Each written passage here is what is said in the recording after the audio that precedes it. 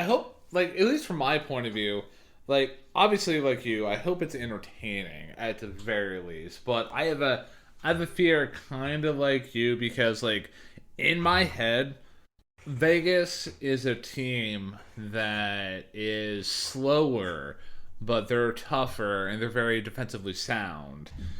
Yes, they have like bigger stars than Carolina, but like Carolina on the flip side, like they're gonna forecheck the living shit out of you. Like, but on the flip side of that, the way that Vegas structures their defense, they're not going to let anybody in the inner slot. So it's just going to be interesting to see. Like, I hope it's an entertaining series. I kind of just have a fear that it's just going to be like a boring ass series with it being the Stanley Cup final. Yeah, I'm fearing that too. Like, I think it's going to be a good series regardless, but I don't know if that means it's going to be good to watch. Because if everything goes as Tortorella and Brindamore plan, again, this could be a very knockdown, drag your feet, 2-1, 1-0, 3-2, every game type of series, which, good for the coaches, get you success, wins you a cup, but who's going to watch? That's I think the big part at the end of the day, and hopefully it does become entertaining. It does sort of surpass all that, because if it doesn't, then the elites that would be in the higher medias of, New York City and Toronto, Canada, or Los Angeles, California, they're not going to like this. Yeah, yeah. There's one thing that you can say though about like just winning the Stanley Cup in general. It ain't easy. It ain't easy. Rest in peace, Toronto.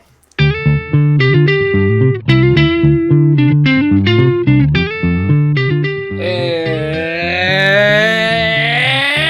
welcome back, everybody, to the best music podcast on all sides of planet Earth. And the way that we measure that distinction is we travel to Ukraine and we go all the way to Uganda, but we take the long way around. This podcast is called Hey, Listen to This. And it is indeed hosted by two dastardly good-looking men who share the same middle name. I'm the one. I'm the only. I'm the one who, kind of forgot who he was. It's so hard to believe, but it's all coming back to me. Ryan James Kearns. And I am the one, the only, the I didn't realize we were doing lyrics as part of our intro, so I'm just going to keep going until I come out with my name, Matthew James Durzik. And for those of you who don't know what it is that we do here on Hey, Listen to This, every week me and Ryan get together to talk about music and the music that we listen to. We pick an album of our choosing, whether it's based on a certain theme, or it's just an album we like, or it's an album that's currently on the charts. And knowing what the charts are these days, that could span any year from 2026 all the way back to 1963. Who knows? It's weird. But in any case, we take the album and break it down, track by track, line by line, note by note. Pick out what we like, what we don't like, what we think could be improved upon, what we thought our favorite parts were. And at the end of every episode, we give the album a rating out of 10. We choose an album to recommend based on the one we just talked about, and then we pick another album to review for the next show, and the cycle continues on. So last week, Ryan, what did we talk about here on Hey, Listen to This? So, we talked about Pinkerton by Weezer last week on Hey, Listen to This. And for me, Pinkerton's been I don't want to say like a white whale of an album for me to really get. But, I mean, yeah, it basically was a white whale of an album for me to get and understand what was going on in it. And I was very happy to, bring that album up for contention on last week's episode. And for full disclosure, for the dear listener out there who's tuning into our show for the very first time, well, first of all, welcome. Second of all, like the last two episodes were kind of like a mini series that we were doing in order to determine what is the best Weezer album between, well, Pinkerton and the Blue Album. Not gonna spoil my overall thoughts because I want the dear listener to form their own opinions and then listen to both episodes just to see where we stand on both albums. But I'm glad that I was able to answer that question for myself. So Matthew, what are your thoughts and feelings about traveling through the land of Pinkerton and just wrapping up Weezer for at least probably a good 6 to 7 months at this rate, man? I will say that this journey into Weezer was very, very fascinating. And I think that you definitely heard a band and an artist that wasn't afraid to try new things, wasn't afraid to completely change their identity within the scope of an album or just a few years, which they're not the only ones. We'll get to our subject today in just a minute here. But yeah, I very much enjoyed both albums, and comparing and contrasting both of them because even though they are by the same band, they are very different for very different reasons. And as far as who came out on top, well, you're going to have to listen to both episodes to find out. So whether you want to stop this episode now or wait till the end of this one, or, as my co-host says, make a Sunday out of it. Take a listen to both of our Weezer episodes and come to your own conclusion as to what you think the best one is. But overall, very happy that we did do that little deep dive. So, with that being said, that was last week. We are officially into June now. It is Pride Month in the year of our Lord 2026. So, Matthew, why don't you tell the dear listener what we got cooked up for them this week on Hey Listen to This? So as Ryan mentioned, it is Pride Month, and as we did last year, we are bringing back a deep dive into some of the artists of the LGBTQ plus community. I know there's more letters, and I apologize, but you get the drift. It's Pride Month, and we're talking about subjects under that category, and the first one we're going to be talking about this week, it's a big one.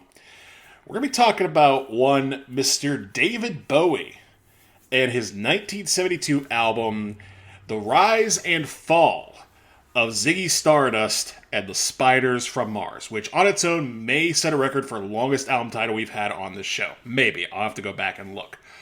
But for those of you who do not know what a David Bowie is, allow me to fill you in. David Robert Jones was born in London, England, nowhere else, on January 8th, 1947. Grew up in a rather affluent London family, but as a child he always knew he wanted to be an entertainer, and his inspiration for music specifically came from hearing one of his father's 45s that he imported from the United States, and that being former Hey Listen to This subject Little Richard and his song Tutti Frutti. And when David Bowie, then David Robert Jones, heard that, he claimed that he had quote-unquote heard God, which is definitely a theology worth exploring in a further episode, but we don't have time for that right now. So that 45, as I mentioned, was one of many R&B singles that his father, Haywood Jones, had imported from across the pond for their entertainment. He learned to sing and play several instruments as a kid, including recorder, ukulele, and washtub bass. Now, at the dawn of the 60s, under the influence of half-brother Terry Burns, Jones began listening to the jazz giants of the time, such as John Coltrane and yet another artist we've covered on the show, Charles Mingus, and began taking up saxophone lessons under baritone sax player Ronnie Ross. So, David Bowie, knower of ball, knower of baritone sax, apparently. But despite the sax lessons and the convert to jazz, Jones's pulse and heartbeat still leaned towards rock and roll. In 1962, the 15-year-old David Jones formed his first band, the Conrads, and had left Bromley Technical School soon after. He then left the Conrads soon after that and joined the King Bees, with whom he would release his first single, Liza Jane, in 1964. However, the record was not successful, and Bowie would soon depart the King Bees to join the Mannish Boys. After their single, a cover of Bobby Bland's I Pity the Fool, also tanked, Bowie jumped ship again, this time fronting the lower third. It was at this time that David Jones decided to become David Bowie. And Ryan, why do you think he did that? Why do you think he decided to rename himself David Bowie? He was part of the witness protection program because he witnessed a crazy crime that was done by the mafia. Not quite, but depending on how much of a music snob you are, you might be onto something. No, in all seriousness, the real reason that he changed his name to David Bowie, which came from that of American pioneer and knife legend James Bowie, inventor of the Bowie knife, was to avoid confusion with another David Jones, or specifically Davy Jones, of the upstart and up-and-coming band The Monkees. And deciding, hey, I'm not that guy, he decided to become David Bowie. Unfortunately, a name change did not lead to any success, as the lower third's debut single Can't Help Thinking About Me didn't succeed either. And yet again, Bowie continued to find his own brand, working with bands like The Buzz and The Riot Squad. Finally, in 1967, he released his solo debut, simply titled David Bowie, and a single called The Laughing Gnome. Now, before I continue on with what I have written down here, dear listener, if you have not heard The Laughing Gnome by David Bowie, you are in for a treat, I think.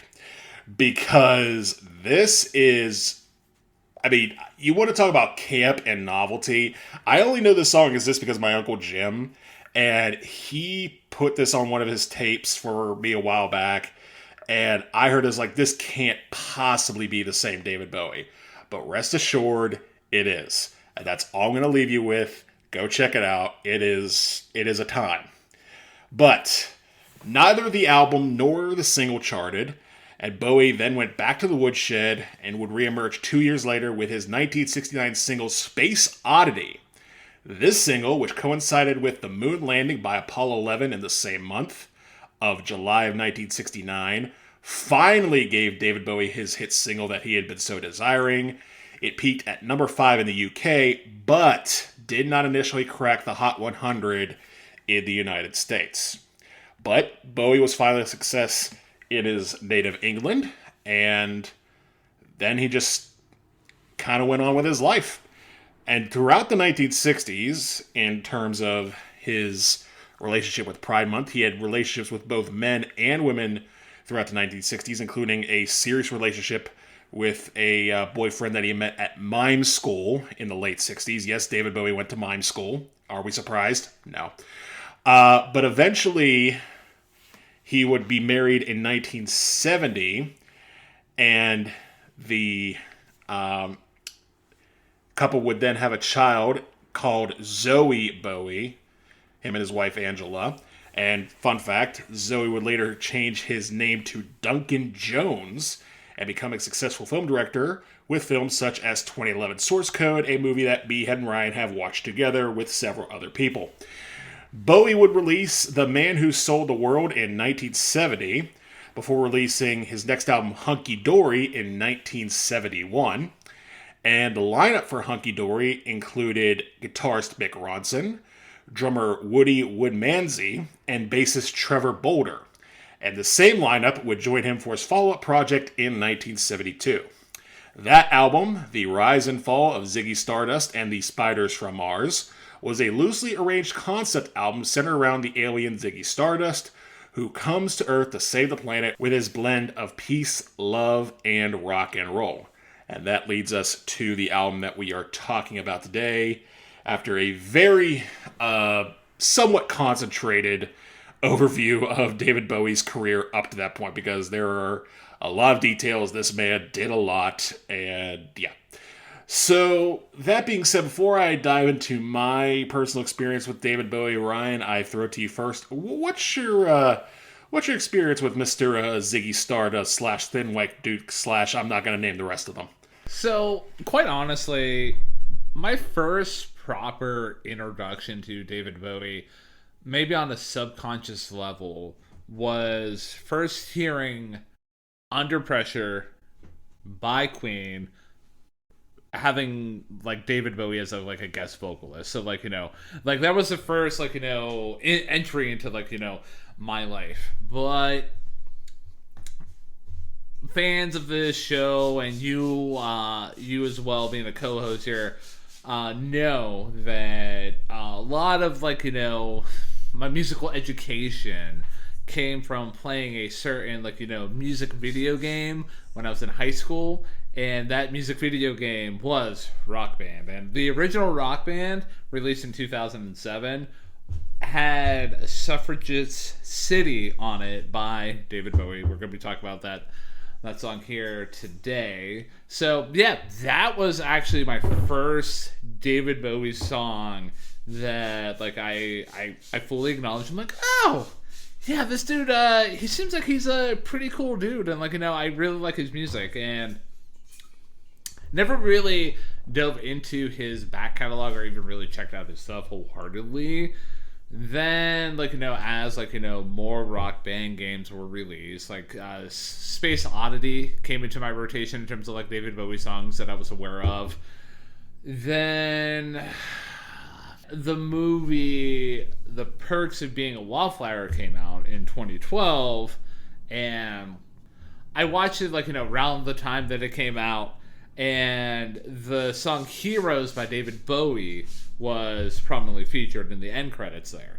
So fantastic song. So that was the third David Bowie track that was in my rotation. So, and then unfortunately, when David Bowie passed away in 2016, I remember that being one of the first musician deaths that genuinely kind of hit me. Not that I was really, really upset as compared to whenever I found out that Ozzy Osbourne passed away last year, but it was just, it felt like an icon had left the world. And that's saying something, because if the dear listener out there is aware of notable musician deaths between the time that I was born and 2016, there's a certain artist by the name of Michael Jackson who died during that time. I still stand by my statement. So I made it a point to go through Bowie's discography. I don't even know how long I listened to a David Bowie album every single day, but I became very familiar with his catalog. Black Star was released around that time, so obviously I went through and listened to that because Anthony Fantano gave that a positive review. However, in addition to that, the album that we're talking about today, Ziggy Stardust, that was in my rotation as well. So whenever you were when you kind of hinted that this was gonna be the album that we were gonna talk about today on Hey Listen to This, I was just like, oh man, it brought back memories of 2016, which okay, but it was still a good memory for me musically diving into Bowie's catalog. So, and then from there on out, I still really as much as I am very familiar with this album that we're talking about here today, and it's been a while since I've listened to Black Star, which is a little bit of a hefty listen for those of you who have never listened to that record before, but it's highly recommended. I never really dove into any other album from David Bowie, and that's not just by I'm not interested. It's just I only have one thing I can listen to at a time. I'm not 15 different people at the same time, even though my personality traits can probably mirror that. But yeah, and I mean, the only random shout out that I'm going to give to David Bowie outside of the musical space is his role as the Goblin King in Labyrinth. fantastic movie. My wife introduced me to that movie when we first started dating. However, it wasn't until the last couple of years that I actually sat down and watched it all and really appreciated what was going on there. So, but yeah, that's a little bit about my backstory with David Bowie and how I basically my relationship with him has become a little bit of a slow burn in terms of being a musical fan. So I'm gonna flip it over to you, Matthew. Do you share the same kind of story, or are you gonna come at this review from a different angle? Well, I come at it from a couple of different angles. First of all, I'll start where you stopped, which was the discussion of Labyrinth. I was introduced to that movie not by your wife, but by my friend Ian, our friend Ian, when we did a double feature at his house featuring the movie Labyrinth, preceded by Pan's Labyrinth. That's just how he rolled. But as far as David Bowie musically, honestly, David Bowie's been kind of one of those artists where I've always told myself, one of these days you'll take the time to listen to one of his albums. And for whatever reason, I honestly, truly never did. I was getting familiar with him around the time of my classic rock phase. And I started, reading Rolling Stone and listening to classic rock radio mixed with a little bit of classic hits radio, because they were starting to shift from the 60s into the 70s, incorporating a bit more David Bowie. But even though I would read about all these great albums like Hunky Dory, like Station to Station, like the one we're talking about today, for whatever reason, I just never took that extra push to listen to a full David Bowie album proper. I already knew some of his big stuff, like the title track from the album we're talking about today, like Space Oddity, like Changes from Hunky Dory, like Fame, like Under Pressure, stuff like that, and recognized that he was this icon. He was considered one of the most important rock stars of the 1970s and of all time. But again, for whatever reason, I just never pushed myself to hit the David Bowie button and be like, all right, let's do this. Let's dive into this. That even includes recent years, whenever Black Star came out. I was, again, shocked as you were and stunned by his passing, but that didn't really push the button for me. I still got to check out Black Star. That sounds like a really fun album. Maybe not fun, but, a good listen. But in any case, I'd see songs on the greatest songs of all time list. I'd see him on different best albums of certain year lists.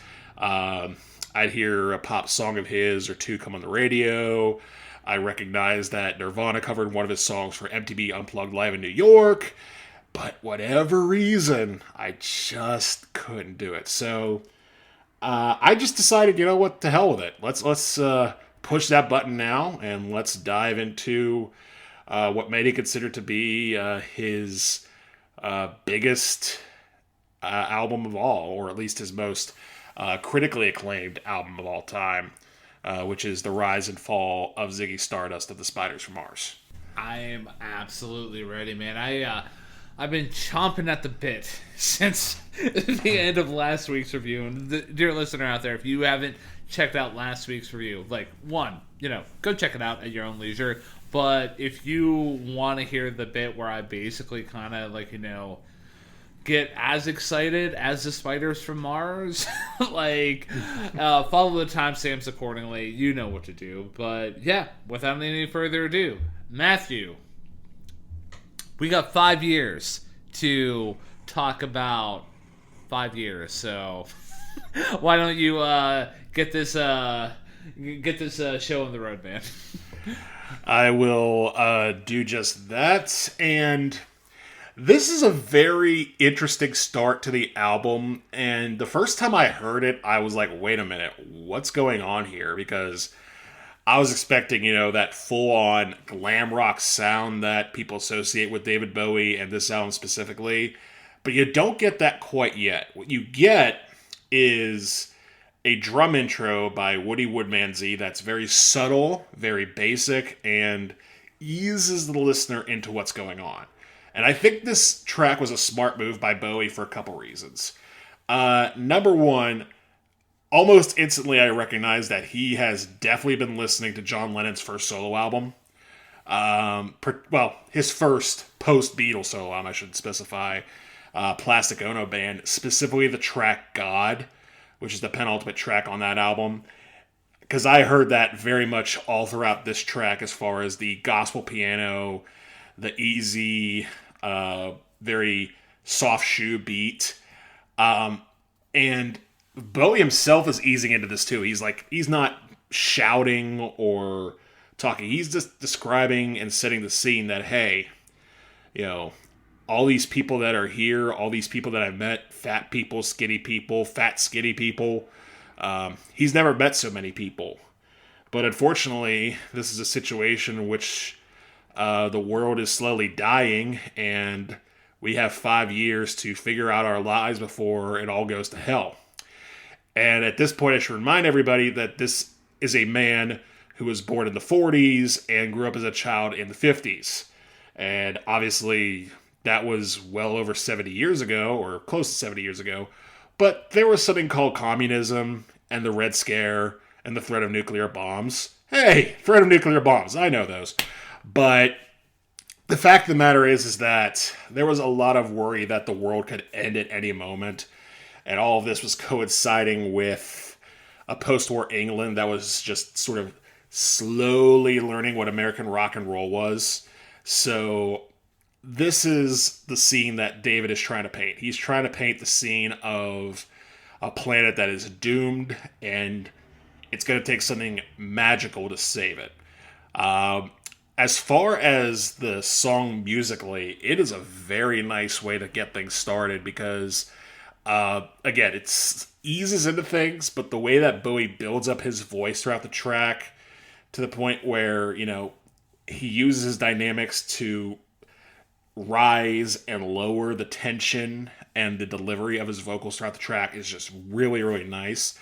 And the way it just closes out with the chorus behind him of backup vocalists and himself just saying, "We've got 5 years! We've got 5 years!" Like, this almost could be its own, story unto itself, and I'll talk about that a little later. But yeah, this is a really good job painting the scene of what's to come for the rest of the album. Drums sound great, guitar sounds great, bass sounds really good, Bowie sounds great, and that piano again is just driving everything with that gospel tinge a la Billy Preston on the track God from John Lennon. So yeah, 5 years gets things off to a pretty damn good start.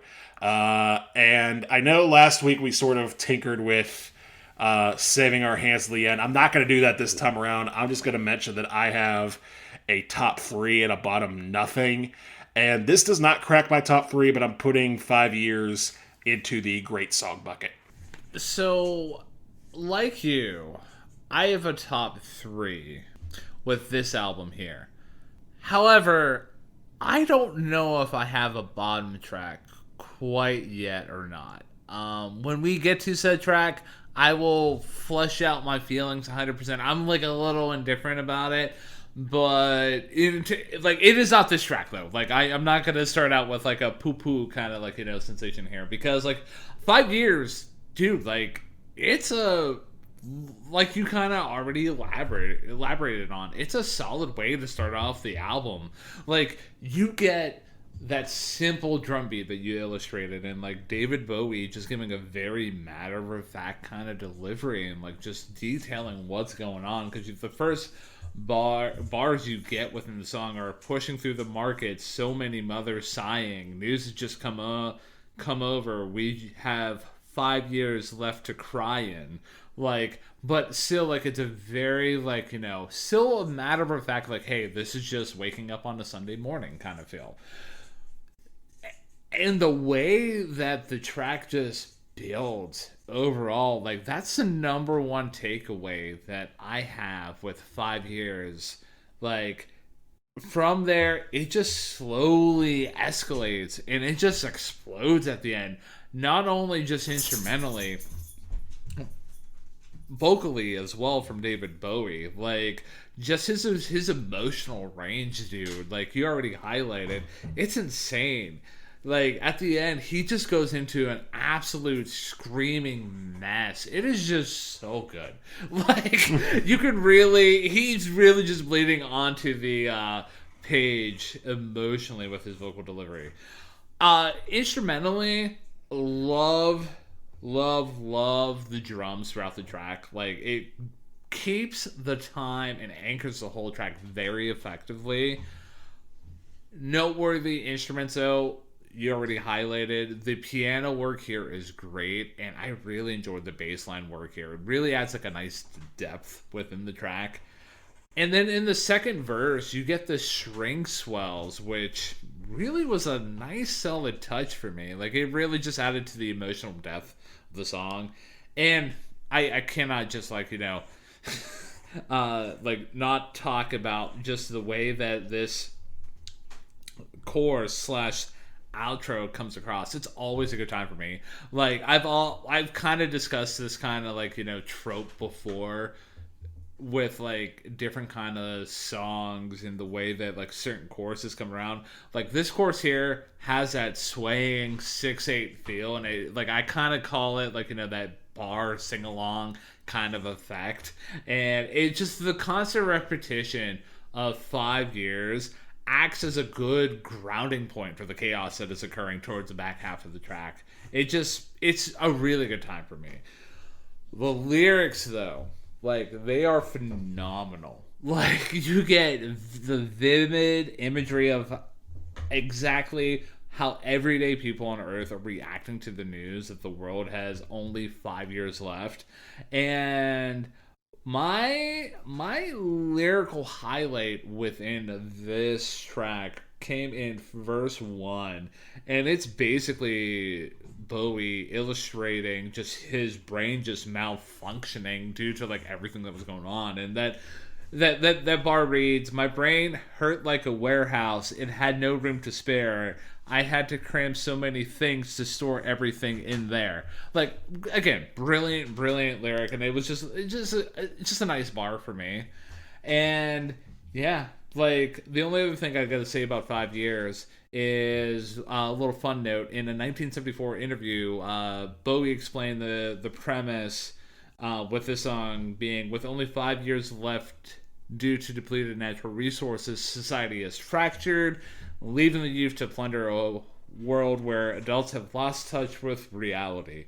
And that kind of just makes you think about today's day and age. But that is a separate discussion. In terms of like 5 years, though, just wrapping up my thoughts about it, it's a cut track for me. Like, it came kind of close to being in a top 3 standing, but it just was missing that extra like spice. But it's a phenomenal way to open up the album.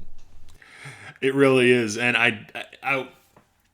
the lyrics are very good. I'm glad you pointed those out. But the fact that you said that this whole thing feels like, sort of a Sunday morning vibe, like, for the sake of this review, I've been listening to this album on my way to work. So I've been listening while the sun is rising.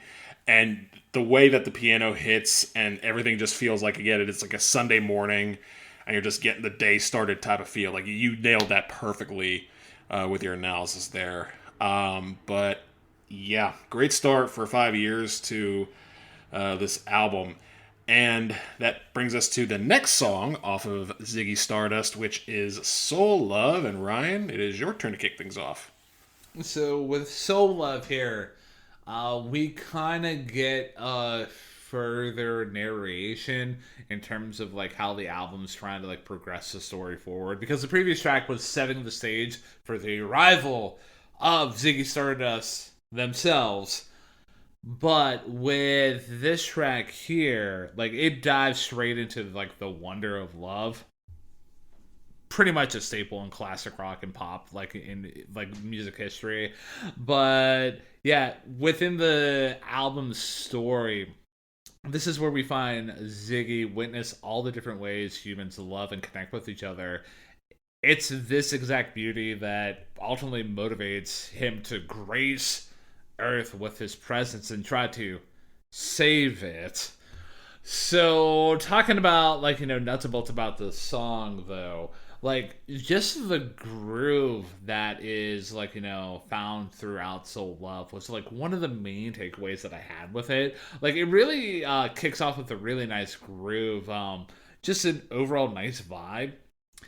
The guitar and bass throughout the track were, like, they weren't, like, a prominent feature in terms of on the instrumental front, but I was very much digging the little splashes of guitar that you get throughout the verses.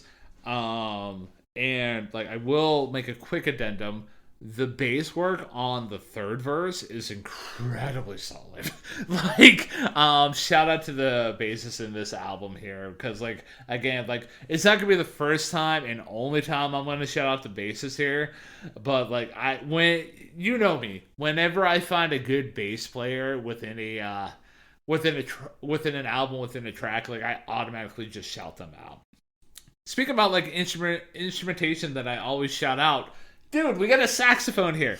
So I love when the sax comes in during the second verse, and the actual sax solo later is great, and the guitar solo that occurs within Soul Love, it does its job. It knows what it's doing.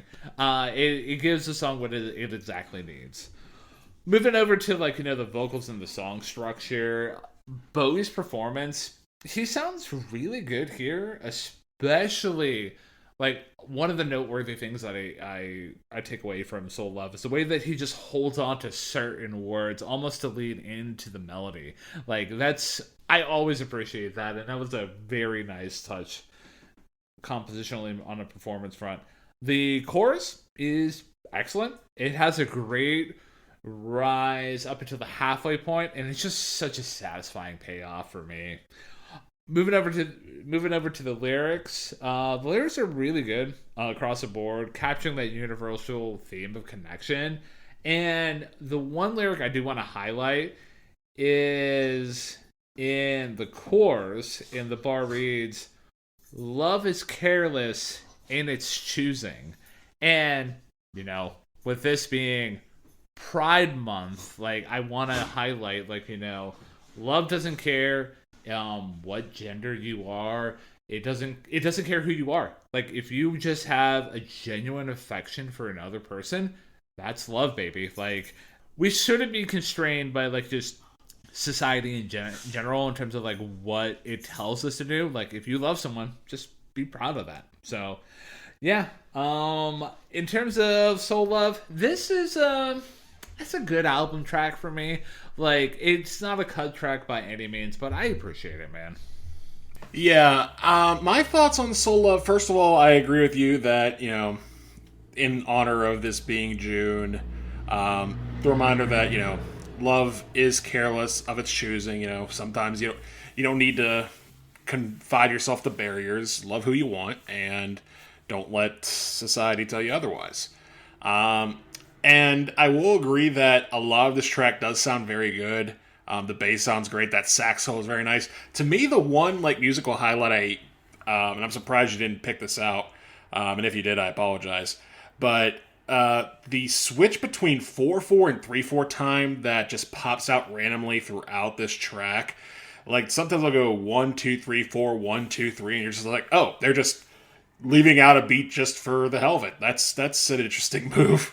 But it works very nicely, especially on that saxophone solo where it almost brings a bit of a jazzy vibe to it, almost, or even like a prog rock vibe to it. I mean, I've been listening to some King Crimson as of late, and I'm very much reminded of the solo on One More Red Nightmare in regards to this solo on Soul Love. Bowie's voice sounds very good. The band also sounds very good. And the concept of digging what the humans on Earth are doing as far as love. Again, I know I referenced that Bowie may have been talking about the apocalypse of the late 50s or even the natural resources of the late 60s, early 70s. But I wouldn't be surprised if this track firmly landed itself in the late 60s, early 70s with the free love, hippie movement, and everything that the humans were doing just to sort of, give free love to one another and just be one with themselves as opposed to the traditional stereotypes of love that existed in the 40s and 50s and early 60s. And I do think that that's kind of an interesting play on it too, because if an alien outsider in 1972 was looking at that, it's like, oh, okay, I dig what these cats are doing. Maybe I'll go out and join them and try to save them with a little bit of something else. So yeah, that is a bit of inspiring. But if I'm going to be completely honest with you, this is probably the one track on the album that did the least for me. Not that it's a bad track by any means, because again, so many elements are good, and it's one that I would never ever consider skipping. But between 5 years of this, again, it feels like what I expected didn't rise up. But that's not a bad thing by any means. Because this is still a good track. I'm putting it in the good song bucket.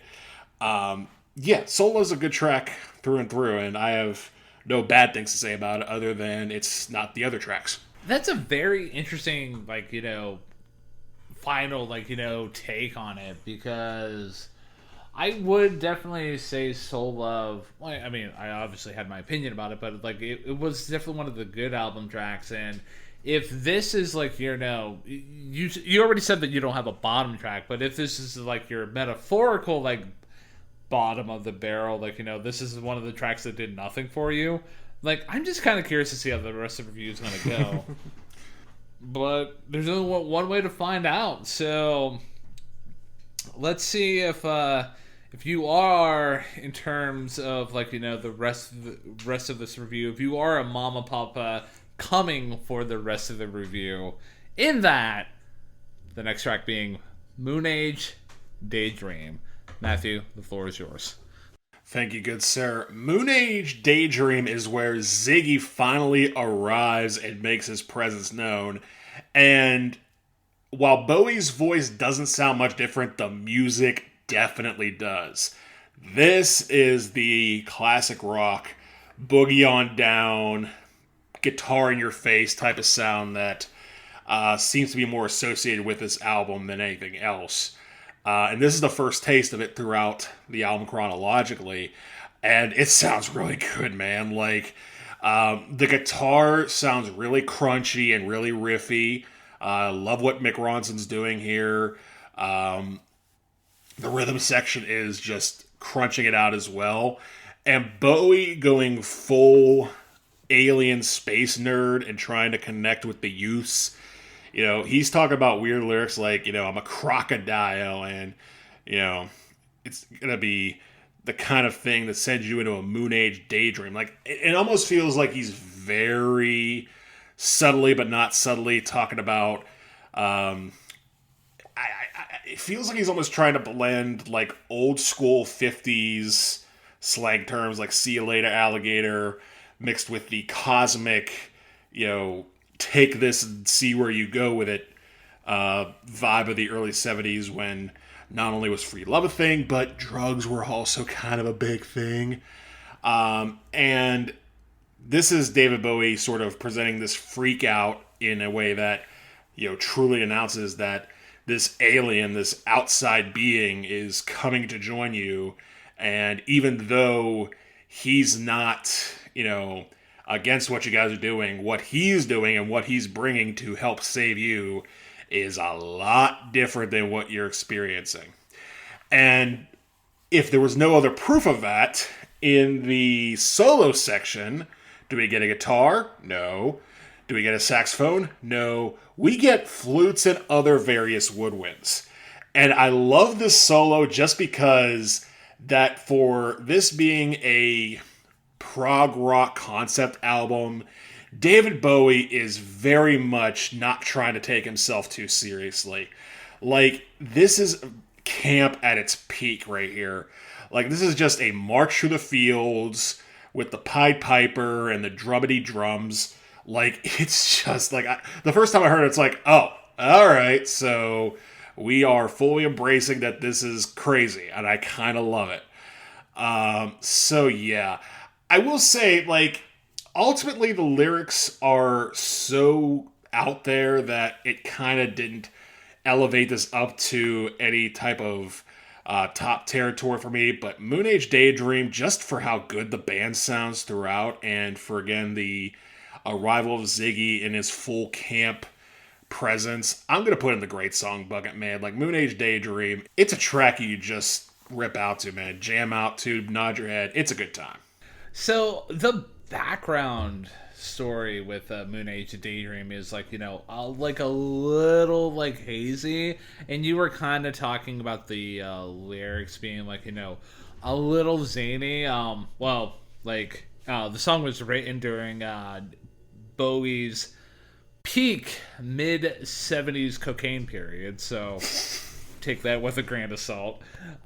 But in an unpublished autobiography, selection, Bowie claimed the track was inspired by an unnamed friend, likely Vince Taylor, recalling, and I quote, "My records were selling, and I was being a man in demand.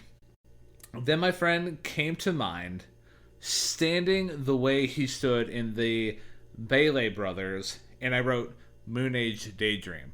So, yeah, shout out to Vince Taylor, one of the real ones out there, and also shout out to, David Bowie and what he was doing in the mid-70s, because, dude, this song absolutely fucking rules. Like, the way that it kicks off, like, it was just like a straight lightning bolt to the chest for me. Like, because you get those sharp guitar chords coming in, and Bowie instantly declaring, "I'm an alligator, I'm a mama papa coming for you," sets the tone perfectly for the song. Like, I was just like, oh, sir, madam, whatever you identify as, like, you have my attention, and I just might go to the marketplace for you to pick out a nice fish for you later on. But just it's just so good. And like, even fleshing out like the vocals and dynamics a little bit further, the outro to the song is just incredibly solid. You get that dual vocal delivery adding a brilliant, like, outwardly layer to the finish of this track. The chorus to the track is a really, really solid chorus. The piano work is great, and the way that the chorus just resolves and ends is incredibly satisfying, because you get that soar up to like Moonage Day Dream for you. Like, it just seems like you're arriving at a peak. You're actually kind of cresting up into the moon, and you're gonna meet Ziggy Stardust up there, and he's gonna show you why he's an alligator. Like, oh my god, like, chef's kiss, man. And speaking about like things that I love how that motif comes back in during the second verse. It punches you right back in the face. So it's just so good, dude.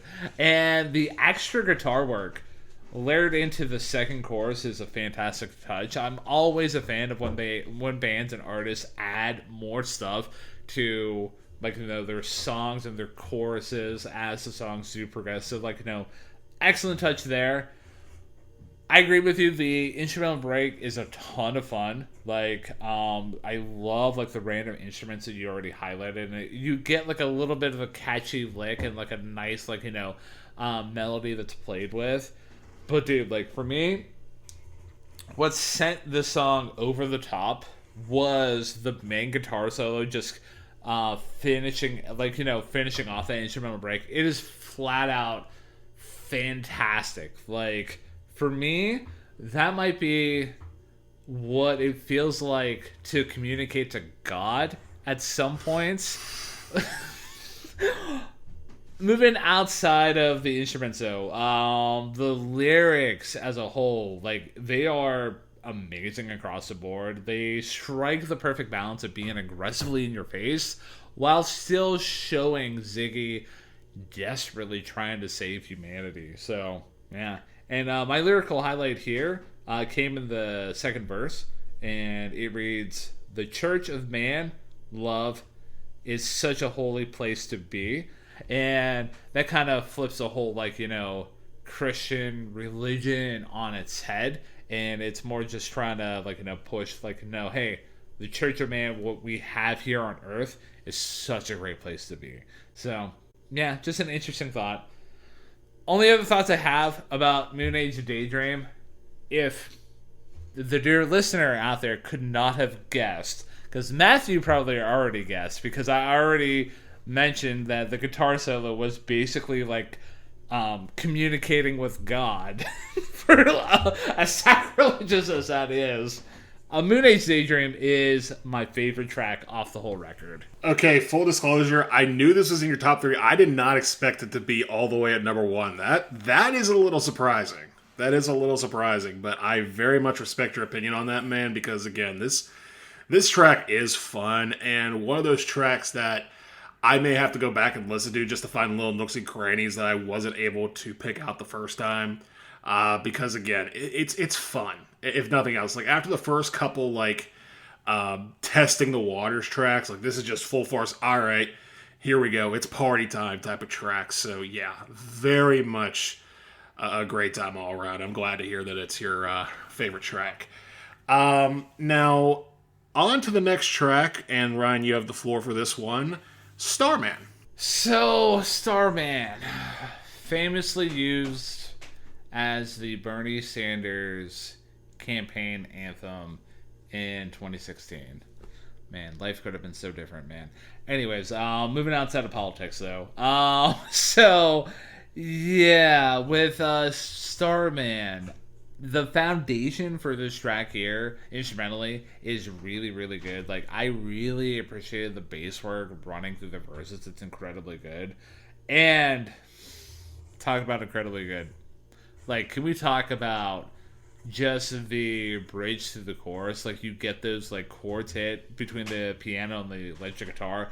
Like, it's absolutely iconic. Like, and I don't use that phrase lightly, and I might have used, like, communicating with God a little lightly in the previous track discussion, but, like, with here, like, that layer and that, like, that little lick that you hear right before the chorus in Starman, in the pantheon of rock music history, that is absolutely iconic. It's pivotal.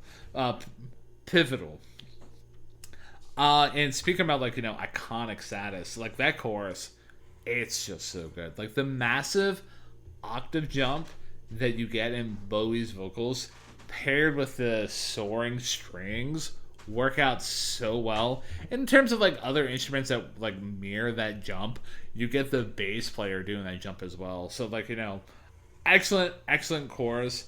And also, like, a little, like, other, like, nooks and crannies within the song that I picked up.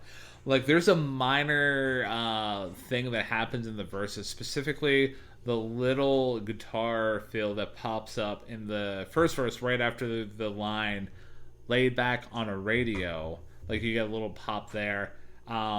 And it is, like, during the second verse, like, that fill pops back in after he says a line about Channel 2. And also, the post-chorus guitar, like, the guitar playing, like, immediately after that first chorus is just fantastic. So, like, again, I love the nooks and crannies that I was able to find within Starman.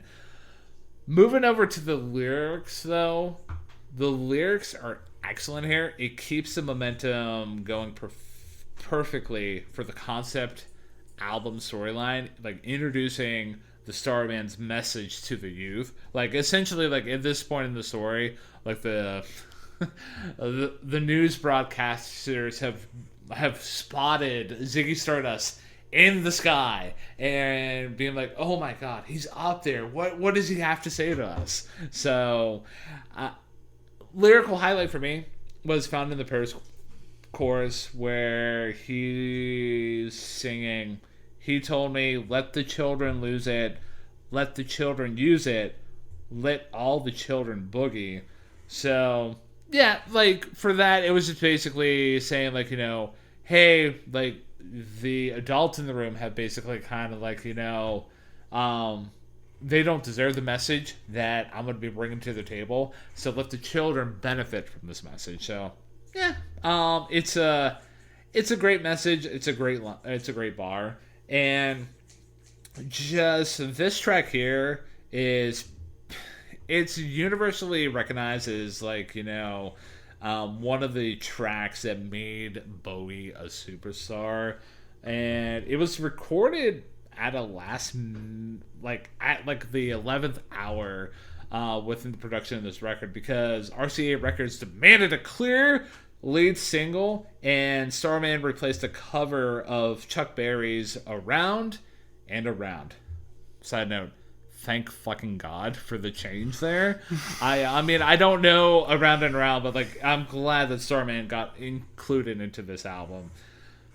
And as a result, it became a massive hit, earning Bowie an iconic performance slot on BBC's On Top of the Pops. And during that performance, while miming the lyric, I had to phone someone, so I picked on you, Bowie stared directly into the lens and pointed right at the camera.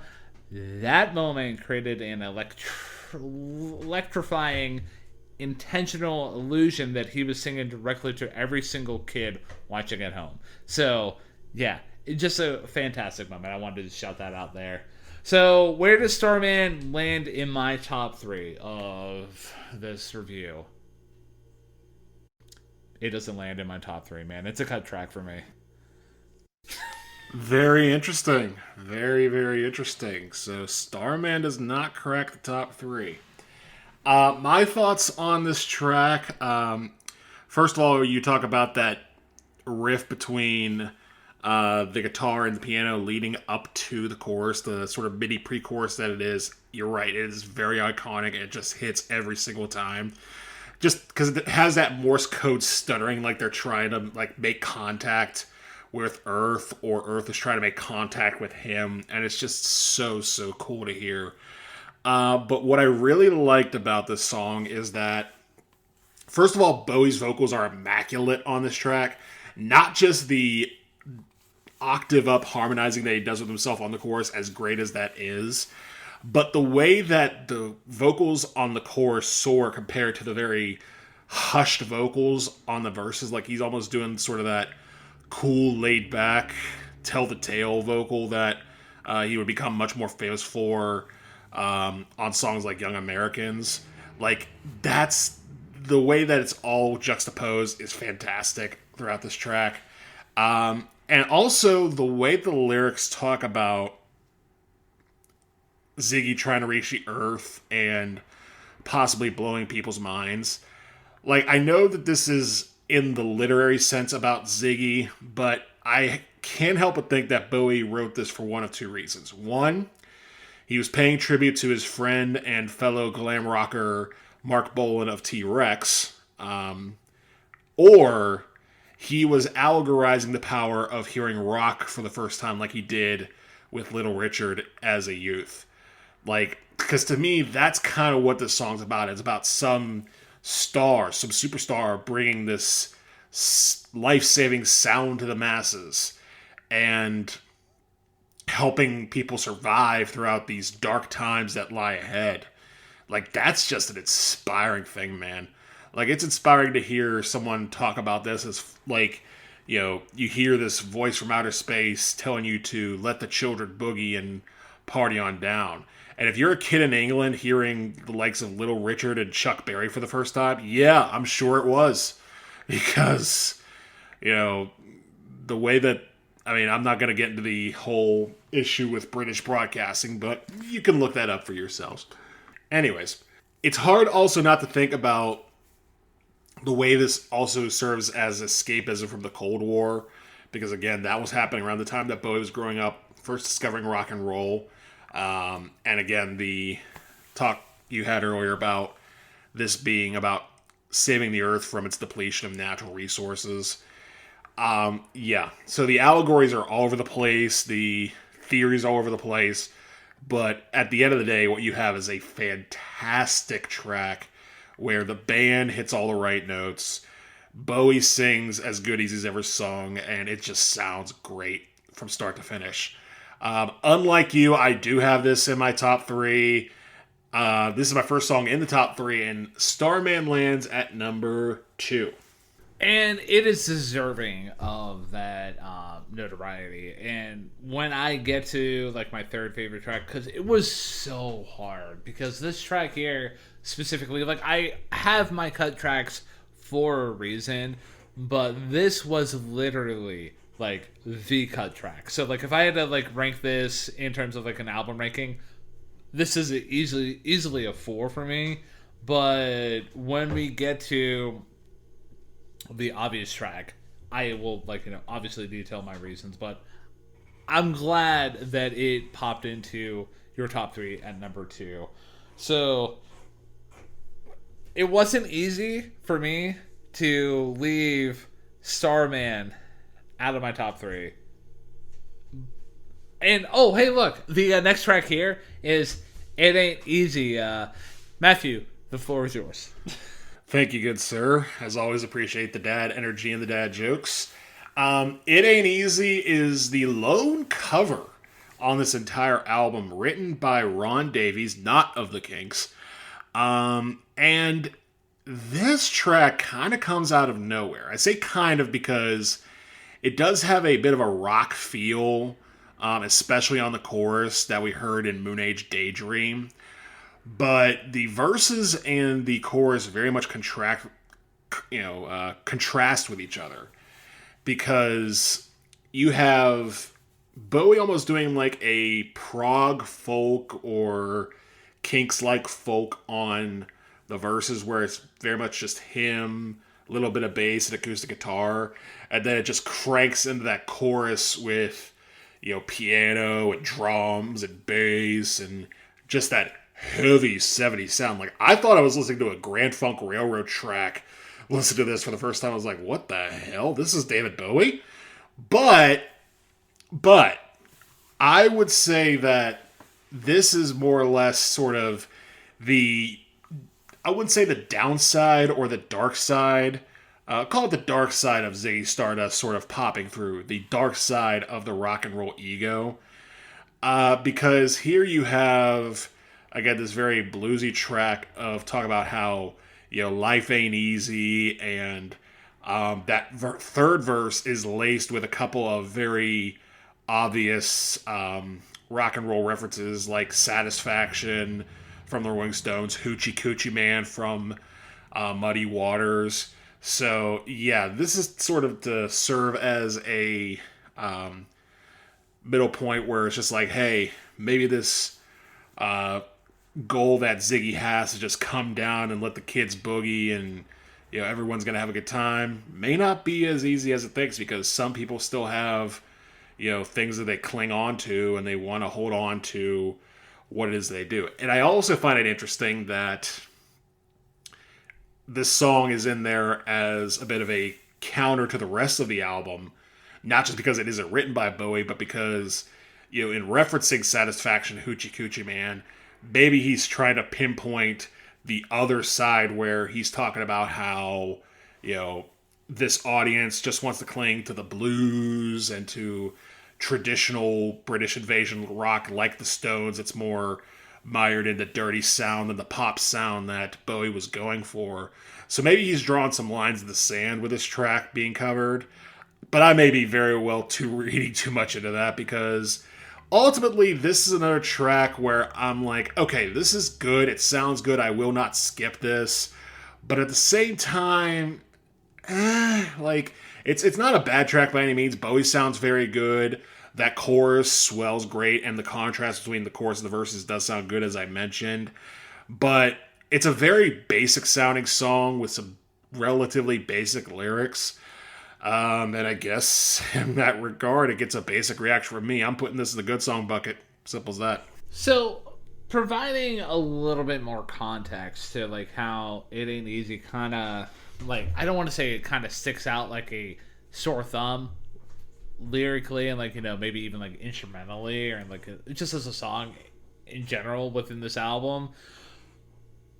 However, Bowie did actually record this song during the Hunky Dory sessions in late 1971, but decided to, keep it off that album, and he saved it. Well, I don't want to say he saved it for this album, but he used it for this album for one reason or another. And so it doesn't technically fit within the Ziggy narrative, but it kind of does act as a thematic interlude at the end of side one of the record. So yeah, just providing a little bit context there. And you kind of already hinted at the fact this kind of doesn't fit.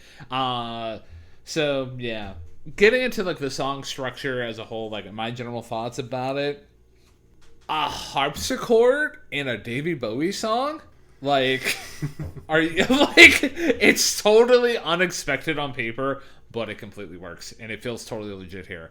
And like you, I did pick up and I did highlight the differences between the verses and the chorus. The verses are constructed to be incredibly bare bones, keeping the said harpsichord as the main focus.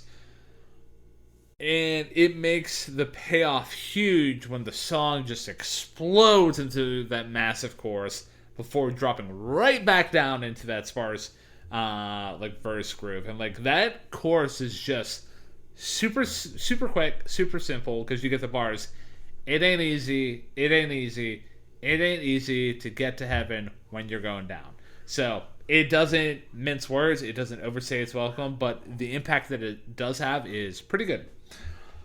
And I really enjoyed the final chorus where they kind of pull off a bit of a fake out ending where throughout the whole track you get that basically, as I illustrated, those bars as acting as the chorus, and you kind of expect, oh hey, yeah, once I get to the end of these bars here, that's basically going to be the end.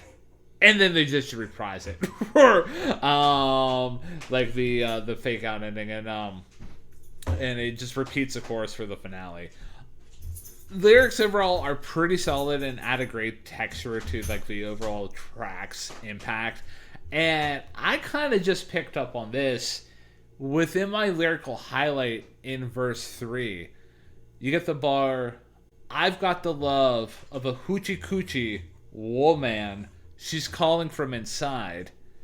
And I would be willing to go to bat and say that's a little trans-coded.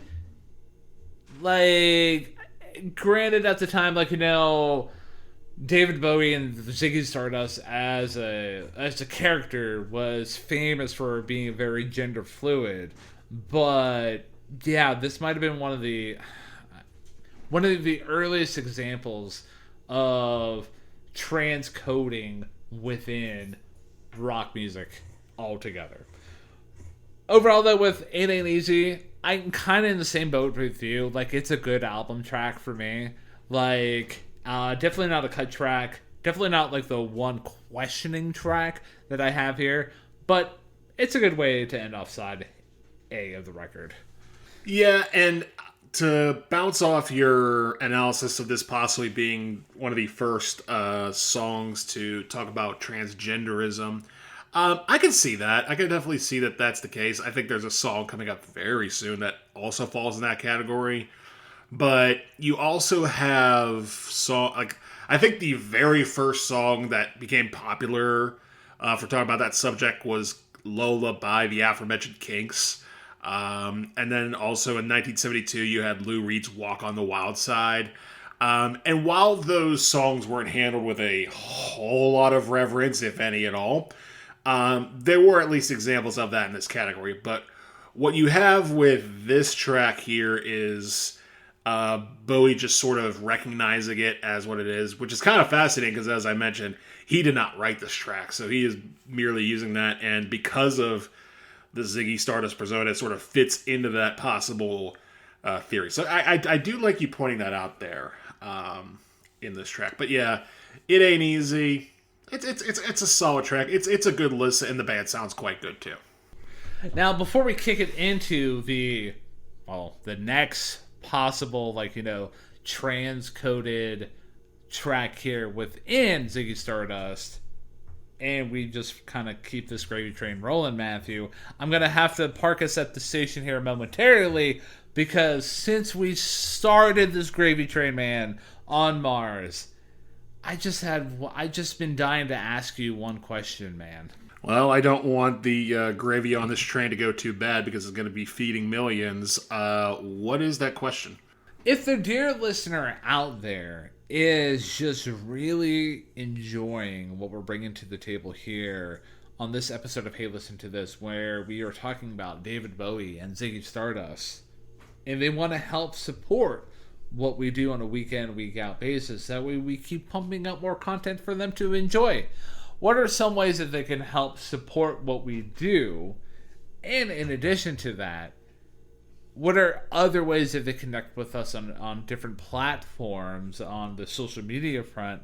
And if they are really, really, really, really, really, really feeling like the Son of Man, and they really want to get that Phil Collins review out there for them to enjoy, what's a way that they can send a listener request out to us? That way we can almost be like a review machine for them. Well, I'll start with how they can continue to support us, and the easiest way, the best way to support what we do here on Hey Listen to This is continuing to listen to this.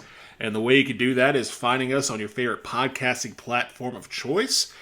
We are on the likes of Spotify, Pocket Cast, Apple Podcast, and YouTube, where we upload our episodes each and every week. And if you're looking for us and you find our episodes and you like what you hear, do as the algorithms tell you to do in order to tell us that you like us. I mean, you could also just straight up tell us, but we'll get to that in a second. But as far as on these platforms, whether it's a 5-star rating, liking the video, or liking the feed that the content comes from, leaving us a comment on said thing, whether it's the audio or the video, that is how you can help support us, by just listening to us and giving us your feedback. Now, let's say you want to really spread the word. You really want to get the Hey Listen to This episode that you like out there and tell someone, but you're not sure who that someone is. And you're just going to cast that wide net to find out. Well, we are on the wide net. In fact, we are on the internet. That was lame, but we're going to keep it. That we are on social media with the likes of Facebook, Threads, Blue Sky, and Instagram. And if you're looking for us on any of those platforms, you can either just type in our name, Hey Listen to This, and find that lovely blue icon with the black microphone and the black words around the black microphone. Or if you want the shortcut, by just using our username, that is ttheylisten. Again, that is ttheylisten.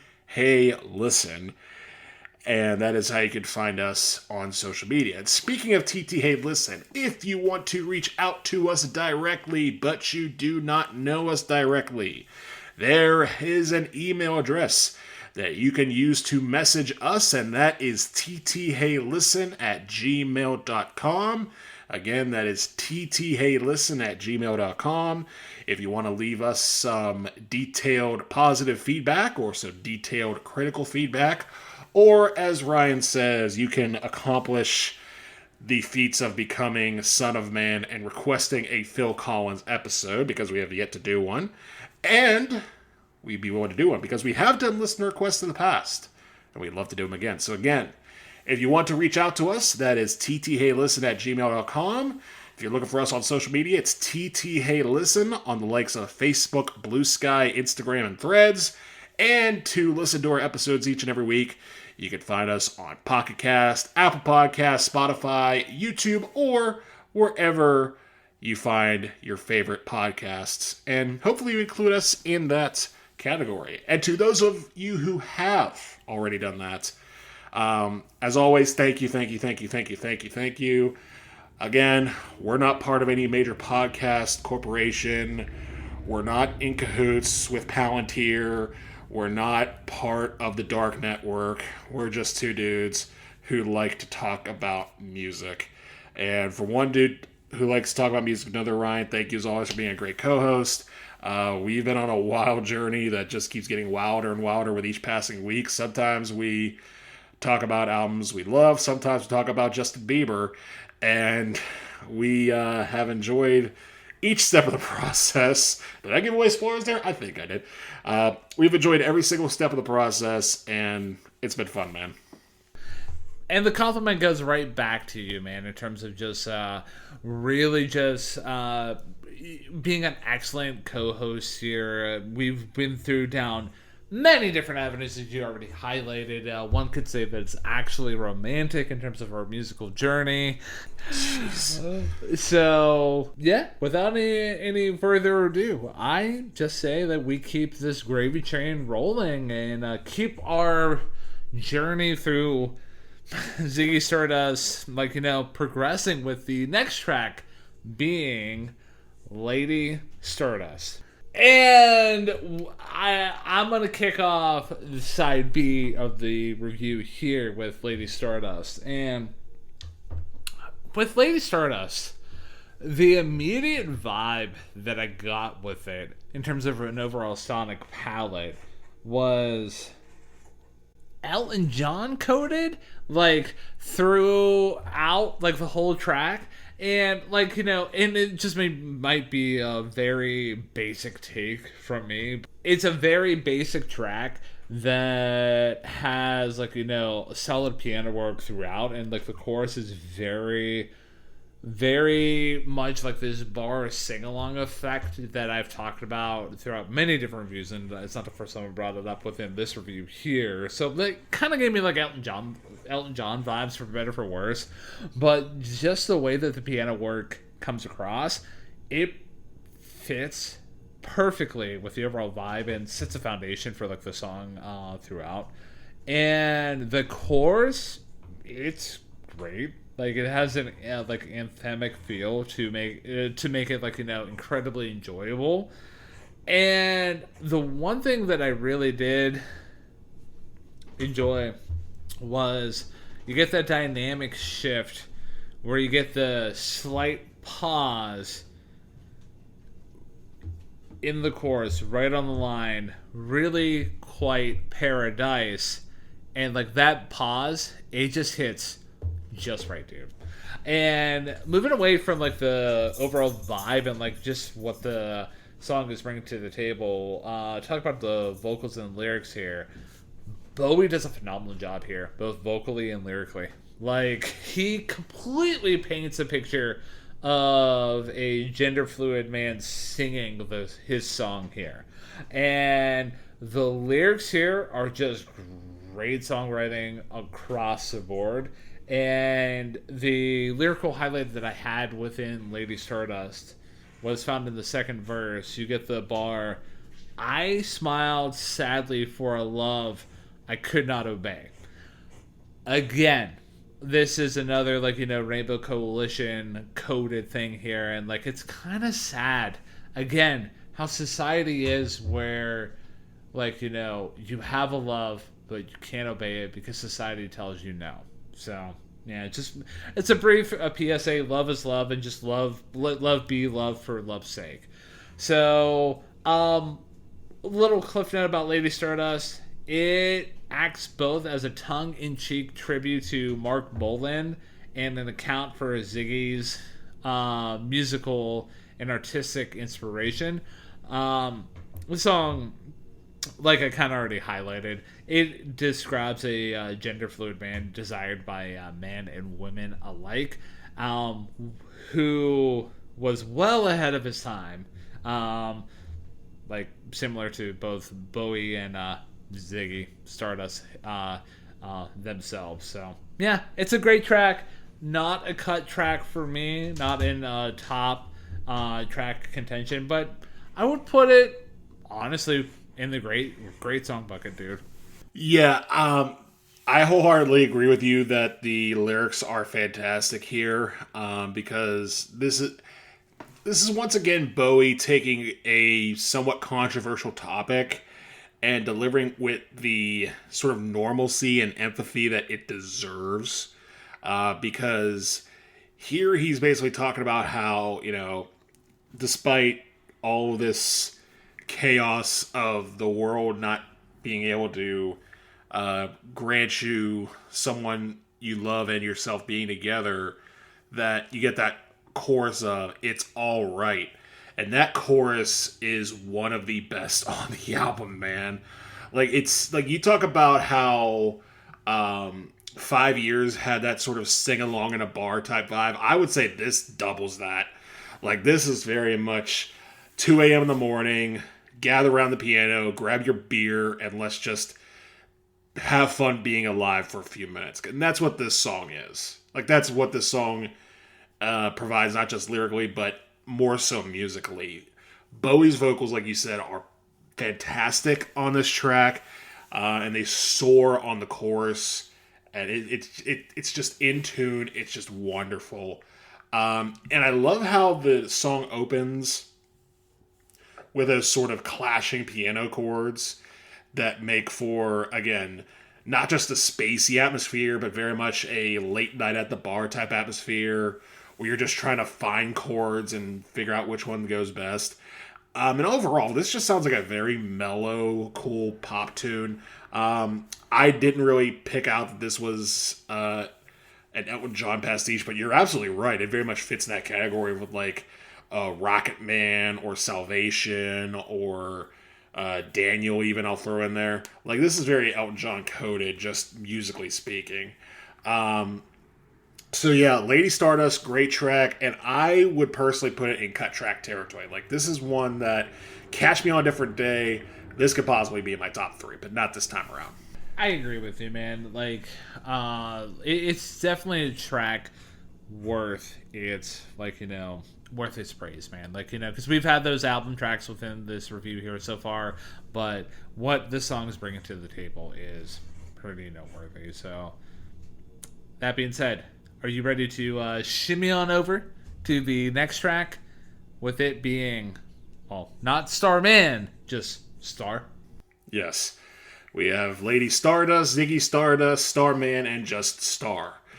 Which one is which? Well, you have to listen to the album to find out. We have found out, and Star, this is the first of 2 songs that I'm going to put in the category of David Bowie has done his research. Because lyrically speaking, there's not a whole lot there as far as, what the song's about. I mean, basically, the song is about what the perks of being a rock and roll star are, compared to the perks of the common man being, very simple, honest pay and, food and dinner on the table. But what could I possibly get as a rock and roll star? Could I amass fame and fortune? Could I amass all the sexual desires I please? Could I amass a good night's sleep even? Like, it's very tongue-in-cheek, but it's also relatively it's very strong for the reason that Bowie, once again, throughout a few of the first tracks, particularly Starman, 5 Years, I'll throw in there too, you get David Bowie talking about the impact of the music of his youth. Here, I think he is emulating the music of his youth. And on this track, the tip-off of that are the backing la la la's that finish off each verse before Bowie sings about being a rock and roll star. It has that nice little pause at the end, too, where the instruments just fade out and then pick up back in, which I'm sure we'll hear about in about 90 seconds. But the La La La's are very much girl group coded, and I very much appreciate Bowie adding those in because, again, it proves that not only can he call back to the music of his youth, he can actually play it, too.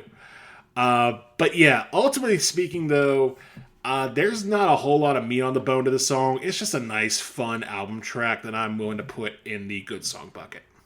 I feel like I should have started a timer whenever you said 90 seconds and just like approximate, hit that note there. But fair enough. I am going to start out with my discussion about Star with agreeing with you that the lyrics are, there's not much here. Like, they're good. And it does kind of, like, advance the story of Ziggy, like, like, basically realizing that the absolute best way to save the world is to do it as a rock and roll star. So, yeah. And I would say the lyrics as a whole, they have what I described as being the Weekend effect, where it's a bit repetitive, but you don't really care. Like the instrumentals and the songwriting composition is doing the heavy lifting there. That it doesn't even matter if, like, they're just singing the alphabet, like, forwards and backwards. Like, it's just a good time throughout the whole track. So moving outside of the lyrics, though, like, going into, like, the instrumentation and the grooves within the track, I'm absolutely in love with the solid instrumental foundation here, just driving the song. Like, you get a great synergy between the piano, guitar, and drums, and the dynamic shifts that occur within that instrumental groove are a pretty noteworthy and keeps the energy, like, incredibly dynamic. The drum fills, though, like, one thing that I highlighted within Star was in the post-core, the drum fills are fantastic, and they just add so much texture and punch to the song. And yeah, like, I like, this might not be 90 seconds from when you mention it. Like, there's several spots where everything just pulls back for just a slight second right after the line rock and roll star, and it just feels good every single time it happens. As much as, like, I might deny it, like, that's very me coded, like, throughout. And as soon as you heard that, you're like, Ryan's gonna mention this, and props to you, man. So yeah, we get a song that's, like, absolutely ripping, having the stop starts, and then we get a tempo twist here. Like, the bridge that occurs absolutely slows everything down beautifully, and it works really well. Like, however, the killer part in this subversion is, instead of kicking it back into that fast tempo high gear after the bridge, the song unexpectedly stays at that slower drop, like, tempo, and that basically finishes everything off. Yes, the dynamics come back, but the tempo doesn't. Like, it's basically like a just a last, like, big gasp of air at the end, but it just finishes the song out. So yeah, cut track territory for me, man. Like, I do enjoy this track wholeheartedly, and it might be one of the deep cuts off the record that I'll go back to with fond memories due to, like, us doing this review. But yeah, it's cut track territory. Very nice, very nice. Yeah, this is another one where I may have to go back and listen to it, because I do remember you mentioning that slowdown part. Well, I heard you just say it, and I remember as you were saying it that was, a nice little twist at the end of the song. And it is, again, just Bowie, like you say, subverting the expectations of what a song is supposed to be, and, again, showing off that he knows what he's doing, with the girl group backing vocals and the switches in style and feel. That being said, though, I am ready to pivot on over the next track of your Ryan with Hang On to Yourself. So, originally written in 1971, this song here first dropped as a single under Bowie's short-lived side project, Arnold Corns. That sounds like somebody trying to drunkenly say my name. But anyways, after that release flopped, he revived the song for the Ziggy sessions to fit into the album storyline. And yeah, musically, rock historians cite this track's blistering tempo and raw attitude and driving riffs as a major blueprint for proto-punk. For those of you who don't know what proto-punk is, it's basically what punk was before the Ramones. I mean, a la the Stooges, which I'll talk about within this track here. But the DNA with Protopunk here runs straight into the 1970s punk explosion. Glenn Matlock of the Sex Pistols openly credited this song as a direct inspiration for God Save the Queen. So, a little fun note about that. So, yeah, I talked about the Stooges. Like, I really got, like, that proto-punk energy, like, right out of the gate with this track here. Like, the guitar work and the driving drums, you can absolutely hear the influence of the Stooges here with this track here. And for a reference point for the musical historians out there, the Stooges' debut album dropped back in 1969. This album is in 1972, so history. One noteworthy thing, though, within Hang On To Yourself is the addition of hand claps within the track is a great touch. Like, it really adds to the high-energy driving pace of the song. Now, here is where I'm going to just come out and say that this song here was the song that I was kind of questioning in terms of, like, is this a bottom track for me? And I think I am going to put it as the bottom track within this record for me. And it's because for two reasons. I'm going to start with the minor beef and go on to the main entree of, like, why I would put this into a bottom track territory. And, like, it's just sliding into bottom track territory. Like, it's not a bad track by any, like, means, but the execution's a bit sloppy. So the chorus is just okay. Like, it's doing a great job keeping that high energy vibe going, but it feels like a transition point within the song. Like, it's a bit understated compared to the rest of the track. And with a high energy song like this, I wanted a little bit more. The main reason why I'm kind of like, well, I am putting this into a bottom track is the execution at the start of the verses just feels pretty sloppy and disorienting. Like, the band always, like, you know, manages to land on their metaphorical feet by the time the groove locks in, but the initial transition is just a bit too much for me. Like, as much as I wanted to try to make fetch happen here with Hang On To Yourself, it just wasn't landing.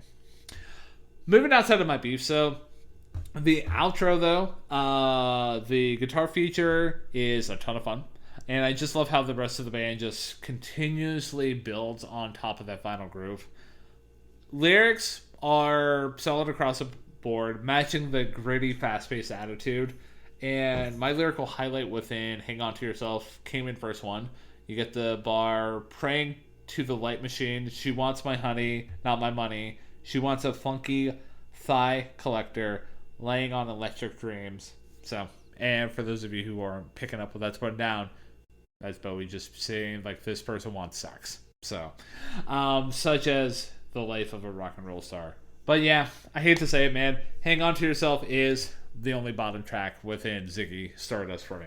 And for me, as I mentioned with Star, this is part 2 of the David Bowie has done his research tour for this back half of the album, because it's interesting that you reference, like, early Stooges and punk with this track, because I kind of hear it too, but what I hear a bit more is, like, Eddie Cochran style rockabilly, or maybe Gene Vincent you want to put in that territory, or to be more accurate, Mark Bolan once again, because this very much sounds like a T-Rex track in its old school stylings of sort of the late 50s pastiche set in a 70s setting. And I think musically that is a nice little change of pace compared to the firmly boogie type of tracks that we've had that sort of dive between boogie and pop ballad. So to have a bit of more of an upbeat rockabilly track is pretty cool.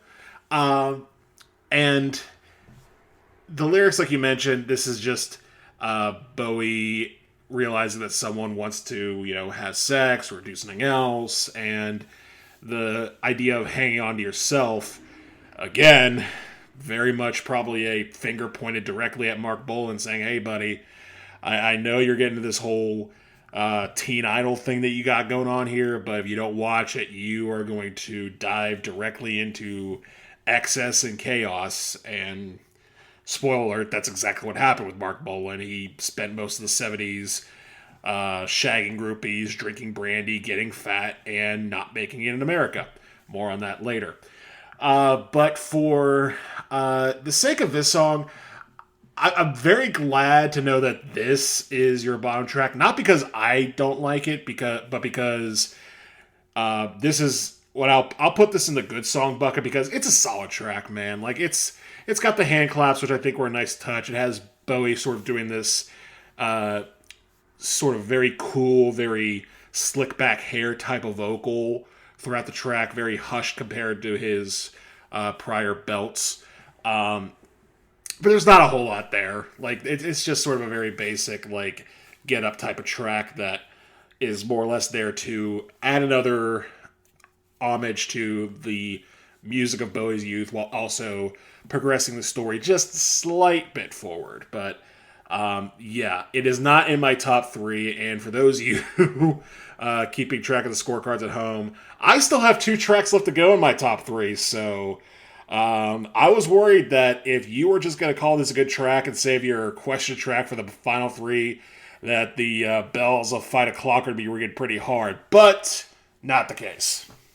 Yeah. And I'm glad as well. Not that I'm glad that this was my bottom track or I had a bottom track in general, but yeah, like I just couldn't make this track happen. But if the dear listener out there is also checking their scorecards on my side of the fence, I too have 2 more spots in my my top 3 as well. So we might have some broing out to do with the final leg of this record here, man. So without any further ado, are you ready to kick it into the next track, which is kind of like the title track here, but it's the title track of the character, that being Ziggy Stardust. Yeah, and I'm willing to call it the title track. I know the full title of this album is The Rise and Fall of Ziggy Stardust and the Spiders from Mars, but if they release that as the single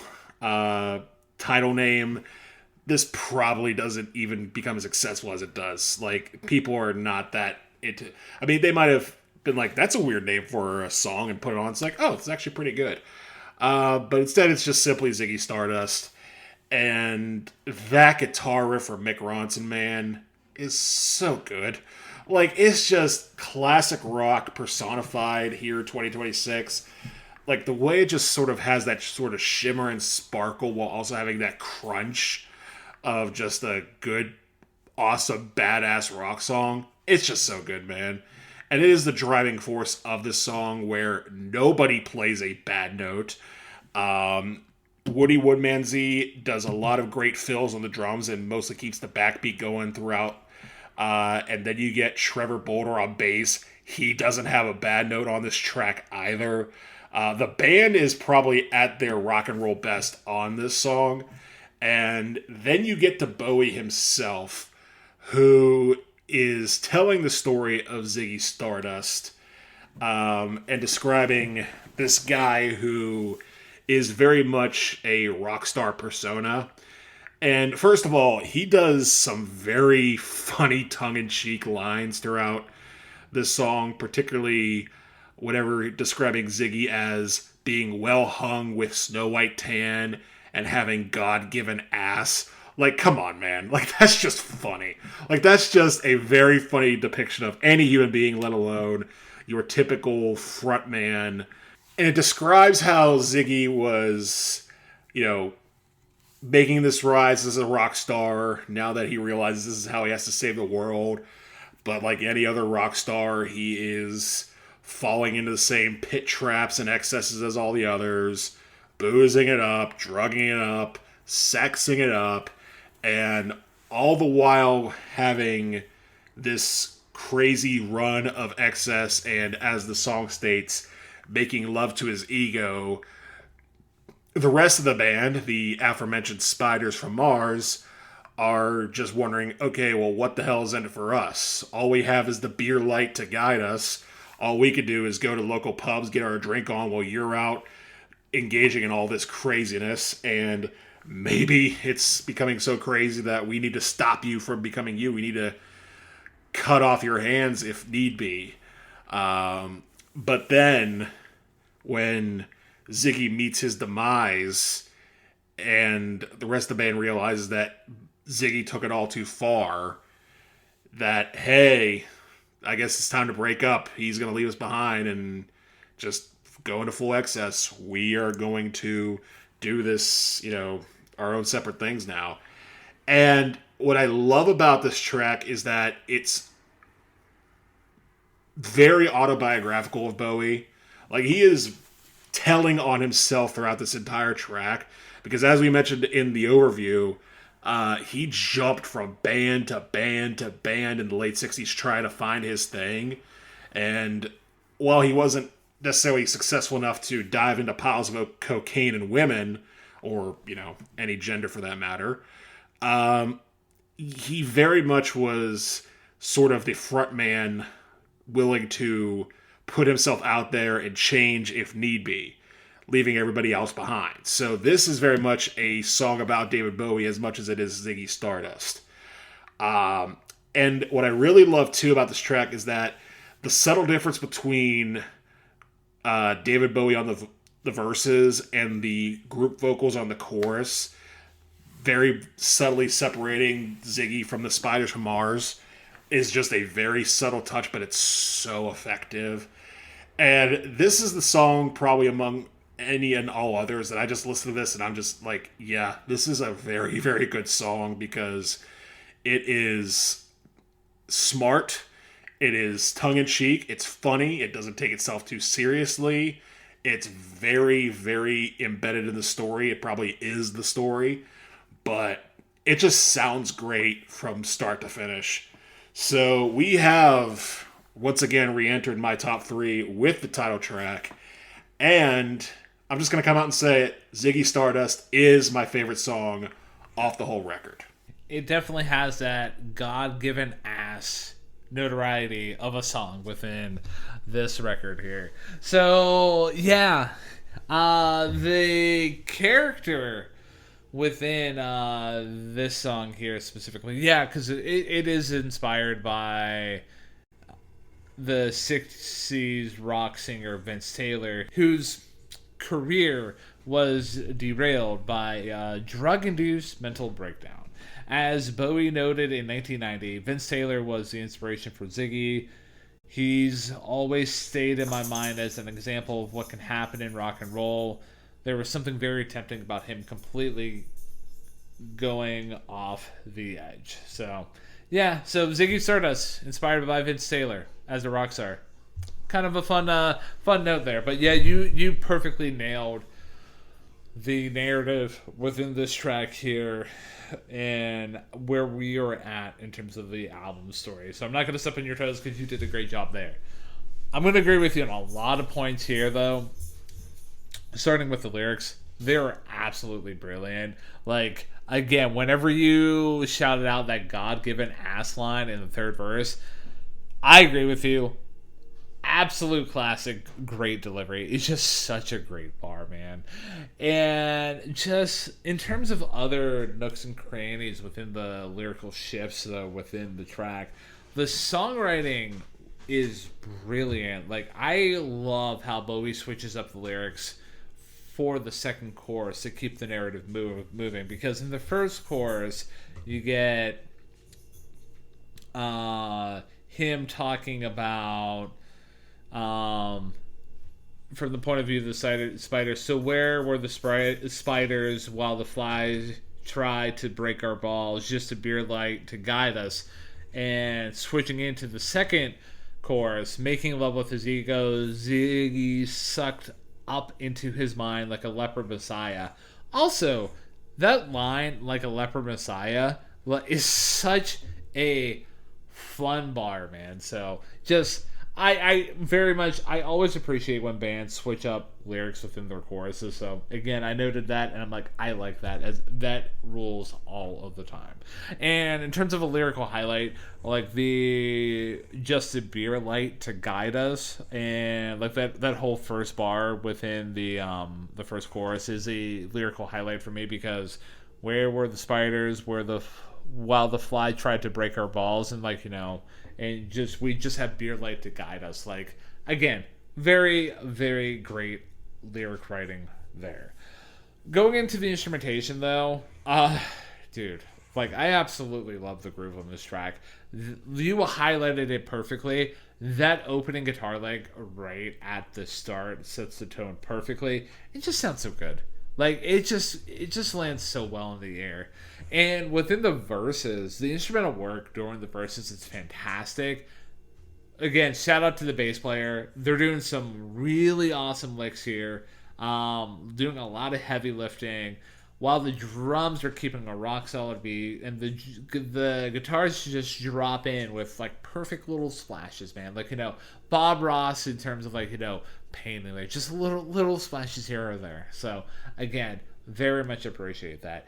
But yeah, my main takeaway from Ziggy Stardust is that it's one of those tracks that, upon multiple listens, I had to come to the conclusion that it's just a highly, highly well-written track that ebbs and flows and is just a great time. There's so many things that you can get lost into. So, yeah, this track here is specifically the reason why Starman did not crack into my top 3. Because, ladies and gentlemen, for those of you who aren't paying attention at home and aren't picking up what I'm putting down, Ziggy Stardust is my third favorite track off the record. Very, very much appreciate that, man. It's again, even if you had no idea, because for the longest time I did not listen to this album, but I knew this song. And the reason I knew this song was because it just sounded so good.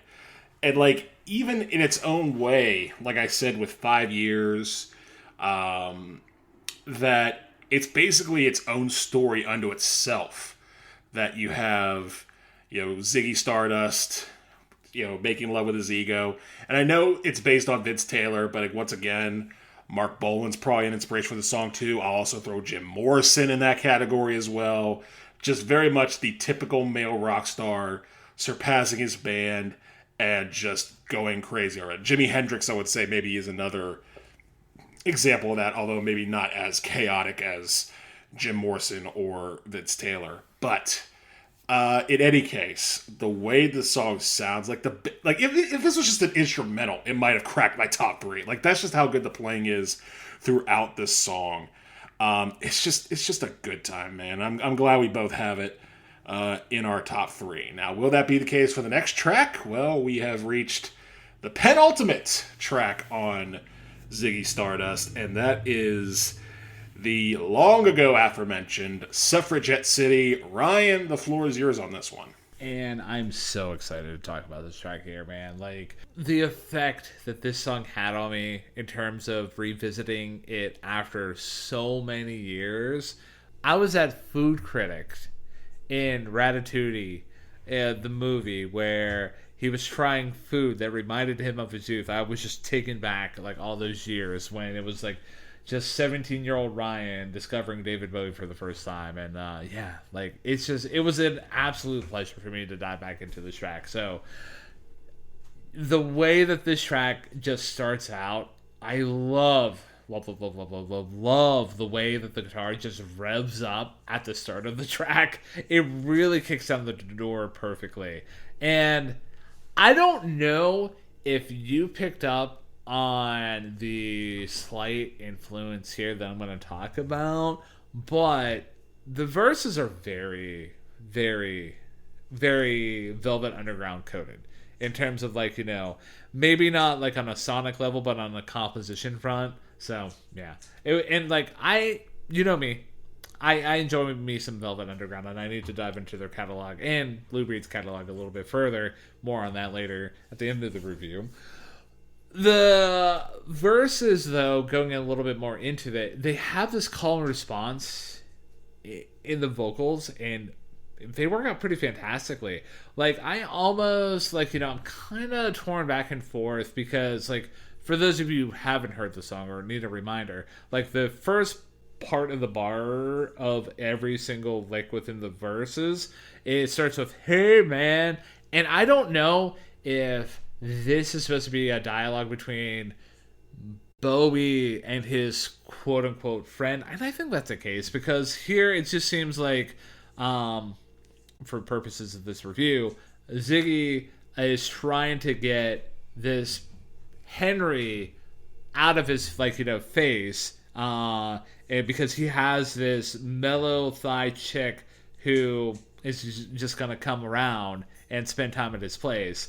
And in terms of, like, noteworthy bars, though, I'm gonna highlight the first verse where, "Hey, I gotta straighten my face," and that's followed by, "This mellow thigh girl just put my spine out of place." But, like, I kind of like the little, like, hint, nudge, nudge, "Hey, I gotta straighten my face." Like, could be a little, like, like, gay coded right there. I don't know. I'm picking up on a lot of, like, Rainbow Coalition coded stuff within this album here, which, I mean, it's David Bowie, so it's noteworthy.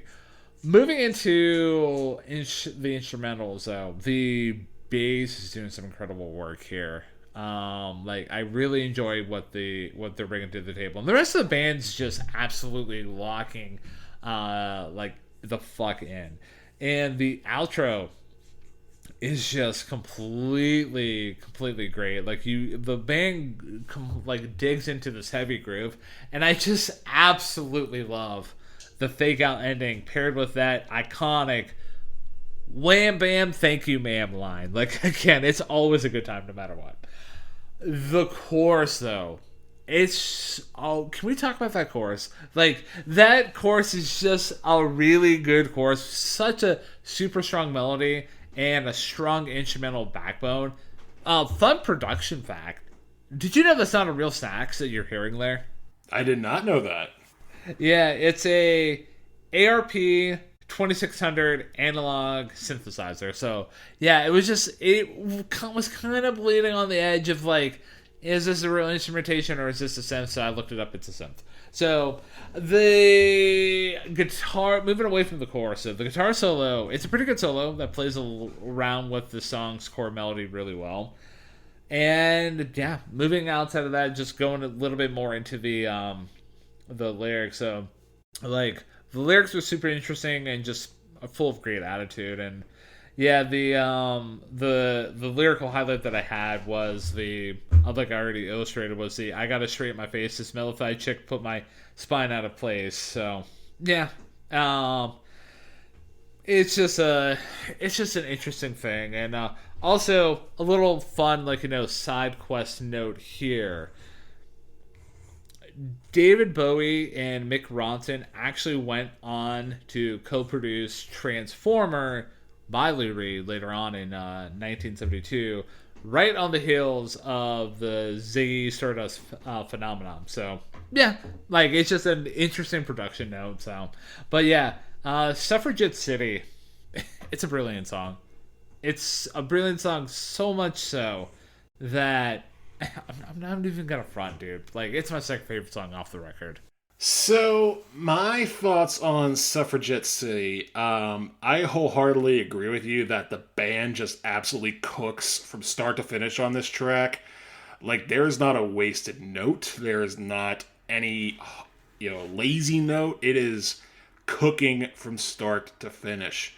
And I find it fascinating that the synthesizer used here was, not a saxophone, but it sounds very much like a saxophone.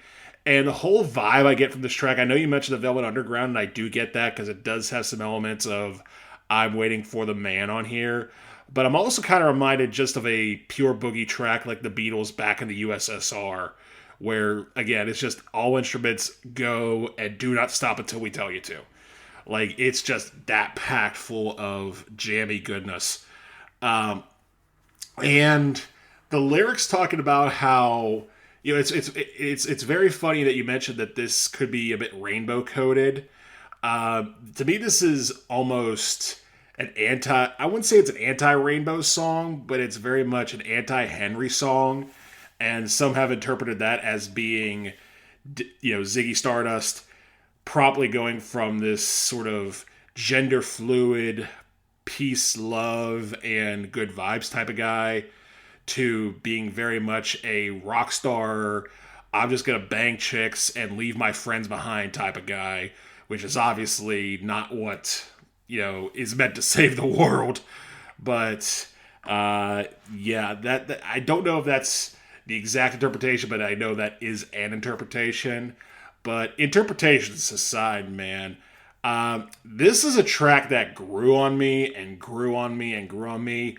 I had the unfortunate distinction of hearing this song for the first time back right after he died, not by David Bowie, but in a tribute to him at the Grammys by one Lady Gaga, who was very much, and I'll have to go back and watch that because I remember it being a little rushed, but I don't remember it being bad, but I remember a lot of people saying that it was like the worst thing that they had ever seen in their entire lives. It was disgusting. But then again, that's the internet. Don't go in the comments section, kids. It'll do you some good. So I kind of came into this song with a little bit of a bad taste in my mouth, but the taste just kept getting better and better and better. And I cannot deny how the band just sounds fantastic throughout here. So much so that I think I'll forgive the lyrics for being a little bit on the basic side. Like, the mellow-fi chick line is very good. I will agree with you that was my lyrical highlight too. But it's probably about as lyrically deep as Hang On to Yourself or even Star. But the performance is so good that it wore me down to the point where it was like, it was a bit of a coin flip between this and another track for the third spot. And I ultimately had to give it to Suffragette City just because it just sounds so fun. I honestly feel like your interpretation of the track being like a "Hey, I'm just gonna go bang all the chicks" kind of track, and Henry get out of my face is probably the correct interpretation. I just might be trying to read into things a little bit too much, so yeah. But needless to say, like you said, this track is just so much fun, and it's definitely a blast within the album experience. So, without any further ado, Matthew, are you ready to conclude our journey of Ziggy Stardust by David Bowie by talking about the closing track being, well, Rock and Roll Suicide? Yes, the final track, Rock and Roll Suicide. And this starts very quietly compared to Suffragette City and Ziggy Stardust for that matter. It starts with that very simple acoustic guitar and very basic drums. Very much a folk setting. And it starts with probably one of, if not the best line on the entire album, which is, "Time takes a cigarette, puts it in your mouth." Oh, all right. We're not messing around with this one, are we? But that is such a great opening line, especially in the narrative of Ziggy Stardust, because yeah, now that you're a pop star and now that you're this big success, hey, do as the other big stars do. Have a cigarette, have a female, have a snort, And the momentum is such from the masses that Bowie's basically saying, maybe you can't stop this. Maybe it's just part of the gig. And the whole song as a piece definitely feels like Bowie / Ziggy empathizing with the rock stars who burned out before they faded away. And, we mentioned Vince Taylor, mentioning the likes of Jim Morrison. Mark Bolan was already on his way. And Bowie's basically realizing, hey, this is just a path that, once you hit that peak and it all goes downhill, it just becomes a living hell day by day to try to maintain any semblance of stardom or even a purpose. But it's also him saying that the ending that so many others have befallen to doesn't have to be the ending. You know, now whether he's saying this to former rock stars or fans or his bandmates or even himself is very open to interpretation. So much so that it left me a little confused. Because I will say, for as good as this song is, because it is a very good song, that I do have a couple slight issues with it. First of all, again, that it doesn't really have a format per se. Like, it has the verses, and then it goes to this big final thing of, "You're not alone, give me your hands, you're wonderful." It sounds great, but it all feels a little rushed. And what cements that rushness is the very end where, as good as the momentum is, it just, bam, it stops. You get that final big, symphonic chord and then an octave down, and the album's over.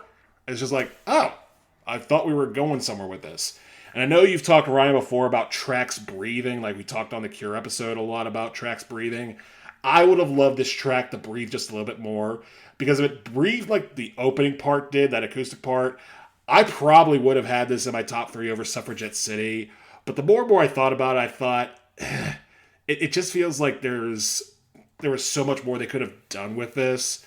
But not to knock it too much, Bowie sounds amazing on this track. It's one of his best vocals on the entire album. And that crescendo that you get at the end, and really throughout the whole track, sounds fantastic. So, yeah, it has a good message of you're not alone, you're wonderful, give me your hands. And it does have a bit of poignancy, but I feel it cuts its own self short, much like I Want to Be Your Dog did with the Stooges. So, yeah, I'm unfortunately going to have to relegate Rock and Roll Suicide, for as poignant as it is, to cut track territory. Because it's a very good track, and it has the potential to be an all-timer track, but I thought it cut itself short, honestly. And honestly, dude, I'm right there with you. Like, it kind of took me up until now to realize why this track was in cut track territory and not into like a top 3 spot, because the way it starts out is very much like we're pulling up until Ryan James Kern's Lane. Like, you get the bare acoustic guitar, the bare vocals, and like the light bass drum hits during the bars, "You're a rock and roll suicide," and I absolutely love that. But you're right on the money. Like, the track does cut itself short, and there's not much like outside of like, oh hey, we have that acoustic part, and like, granted, you do get more instrumentation that gets added on, amping up the intensity as like the track does progress. And you do get the vocal delivery from Bowie sounding incredibly desperate and emotional from the bridge onwards. And that vocal delivery, like, I'm not going to take anything away from it. It's so good. And it adds a massive weight to the finale. However, like, there's not much else outside of that. Like, granted, I do appreciate, like, the way that the lyrics were structured. Because you get that first part where it's just, like, very depressive, very like resigning to the fact that time did put a cigarette and put it in your mouth. But during that bridge outward, it just seems like it's part of like, either David Bowie saying this or Ziggy saying this, and that other part of this depressive person, like basically just trying to summon life right back into this perfect person before committing like, rock and roll suicide. So yeah, like lyrically I really did enjoy the track as a whole. The lyrical highlight is the thing that you already highlighted. The time takes a cigarette, puts it in your mouth. Like that's just such a heartbreaking line. And I'm going to add a little bit of a fun story behind this song in the David Bowie, lore. So, yeah, this song marks both the tragic narrative death of Ziggy Stardust on the album. And honestly, did you know that this did mark the real life retirement of the character? I did know that. I did know about Bowie just saying, "This is the last show we'll ever do. Thank you so much and goodbye." And everyone was just like, "Wait, what?" Yeah, that show in question, for those of you who aren't aware, it happened in Hammersmith Odeon in London in 1973, and the only other person in on the secret was Mick Ronson. So yeah, like that's just an incredible moment in terms of being a performer. So yeah, and yeah, I just kind of wish there was a little bit more from the song, but it's a like I will say that it is a great closer throughout the record. Like I am always very satisfied when we get to the end of reviews, end of albums, where we get a definitive closer, and I'm walking away from the album feeling pretty satisfied, dude. I am too. Like, again, for as much as I would have loved Rock and Roll Suicide to maybe go on for a couple more minutes, I'm very much satisfied with how it ended and how it left a lingering sense of hope instead of a ultimately tragic death. He's basically saying, no, there is another option. There is another option than just succumbing to the ills of society and the rock star lifestyle. However, it should be noted that we do not have another option because that was the final song on this album. And those of you who are wondering, do not have to wonder anymore. It was 11 tracks up. 11 tracks have been smacked down. Scorecards for Ziggy Stardust have been filled out. There's only one more thing left to say. We did it. We did it, man. We witnessed the rise and fall of Ziggy Stardust and the Spiders from Mars. I'll go first with my overall review. And dude, I'm so glad I picked this album out, man. And I'm glad you picked it out too. Last week we given the option between this and Honky Chateau. Nothing against Honky Chateau by Elton John, but this album, after listening to it, I realized what this is. And even though a lot of people consider this to be a front to back story about Ziggy Stardust, I don't quite see it that way. I almost feel like it's 11 short tales about Ziggy Stardust set in somewhat of a chronological order. More so, what I hear is David Bowie announcing to the world how glam rock is supposed to be done. Because one thing to remember is that this was released in 1972. Music in 1972, particularly rock and pop music, were fragmenting away from one another.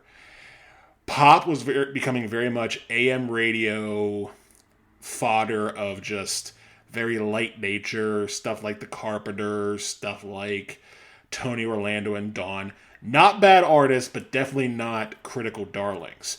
On the other side, you have Led Zeppelin, Deep Purple, Pink Floyd, Grand Funk Railroad, who were darlings to either the critics or the fans, but weren't necessarily pop friendly.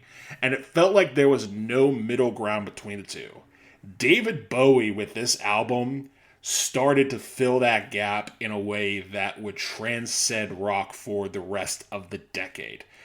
And not only doing that, but showcasing how rock and roll was so important to him in the process that he had no choice but to give it back in a way that mirrors Ziggy's story of coming to the earth to save rock and roll, or save the earth with rock and roll, the way that, things did for him heading into the making of this album.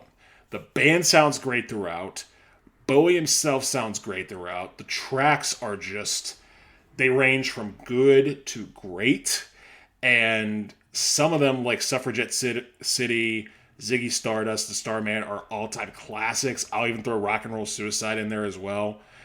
It's just an album that is very much embedded within the history of rock and roll music and sets up a timeline for what is to come. And furthermore, set David Bowie apart as a very eclectic interesting, and unlike any other performer that Rock had seen. Unfortunately, I am not going to give this album a full-on 10 out of 10, just because there were a few tracks in there, like It Ain't Easy, like Soul Love, that fall on the ordinary side of things. But it's definitely one of the better rock records, if not one of the best rock records of all time. So I'm going to go one slight step back and give Ziggy Stardust and the Spiders from Mars a 9.5 out of 10. And for me, I absolutely love this record. Like, to me, it's a great blend of like high energy, stellar instrumentation, and theatrical concepts. Like, I'm consistently blown away by how you get this album bouncing a slow building opener with 5 years and then a grand emotional finale with Rock and Roll Suicide. And I just love the way that Bowie fuses raw, gritty rock elements with like unexpected details, like an analog synth like mirroring a sax and harpsichord. I still can't get over the harpsichord within this album here.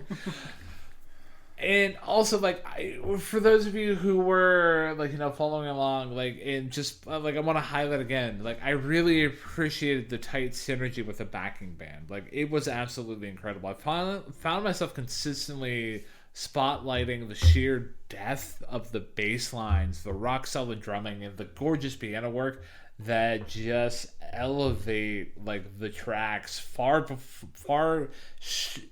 beyond straightforward rock here.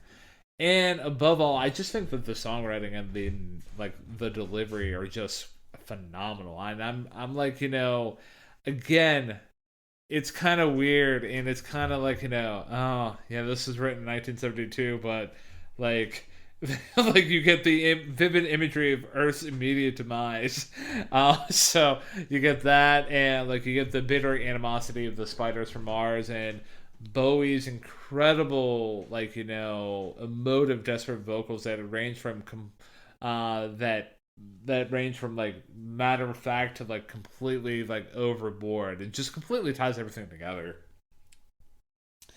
However, for those of you who were paying attention throughout the whole review, and Matthew can probably guess this as well, I did have a bottom track, so therefore, by logic, I cannot rate this a 10 out of 10. However, I'm going to peek over at Matt's score and copy that as my score here, ironically enough. In that, I'm going to also give this album a solid 9.5 out of 10. I'm pretty sure. I'm not even pretty sure. I am 100% positive this is the first time we've ever done this to give a combined average of 9.5 based on our scores of 9.5, which average out to a 9.5 because math works, everybody. And if you're upset by that, it's just math, and it's our opinion. So there's that too. So my album recommendation based off of The Rise and Fall of Ziggy Stardust and the Spiders from Mars by David Bowie. I thought about going with another David Bowie album, probably either Aladdin Sane, which is the supposed sequel to Ziggy Stardust, or going back one with Hunky Dory, which is the album that preceded it, featuring all the same band members. But I decided to go a different direction. And that is, I've mentioned a lot in this review because of his parallel nature to the story at large, Mark Bolan of T-Rex. And I'm going to recommend their final album while Bolan was still alive, that being Dandy in the Underworld from 1977. Really good album featuring a lot of the same musical elements that we've been talking about this whole time. A lot of nasty sax riffs, a lot of odes to late 50s rock and roll, and the title track alone is very much Mark Bolan's own Ziggy Stardust, pointed directly at himself, talking about his own excesses. So I very highly recommend seeking out Dandy in the Underworld by T-Rex if you like Ziggy Stardust. I'm gonna definitely have to check out that record because I need more T-Rex education in my life. However, for me, I kind of already hinted at this earlier on in the review, but I'm gonna officially, recommend this now. I'm gonna recommend the 1972 release by Lou Reed called Transformer. It is considered an influential landmark of the glam rock genre and the most successful single from Reed is found in that album, which is Walk on the Wild Side, which touch on controversial topics of sexual orientation, gender identity, prostitution, and drug use. And then even outside of Walk on the Wild Side, I'm always a fan of Satellite of Love, Wagon Wheel, Catch Me on a Good Day. I'm a fan of I'm So Free. So yeah, it's a great record, and you can kind of pick up on the influences of David Bowie at the time, and you can see the skeleton pieces are there. It's not as expansive as Ziggy Stardust, but it's still a noteworthy listen. And like I said, Bowie and Mick Ronson produced the record, so you can't go wrong there. Absolutely not. You cannot go wrong with that. And I'll have to check that one out too, because I have yet to give that one a full listen. But, dear listener, if you like Ziggy Stardust by David Bowie, our recommendations are Dandy in the Underworld by T-Rex, which was mine, Transformed by Lou Reed, which was Ryan's, based off of Ziggy Stardust, which we both reviewed and both gave a 9.5 out of 10. And I'm so glad we did this album, man. It was a fun time. Absolutely, man. And it definitely lived up to the hype that I built up for it in my head after realizing that we were going to dive into it this week. And while I'm a little disappointed that I couldn't give Mr. Bowie a 10 out of 10, I'm just I was just doing the review alone was just a fantastic time for me, man.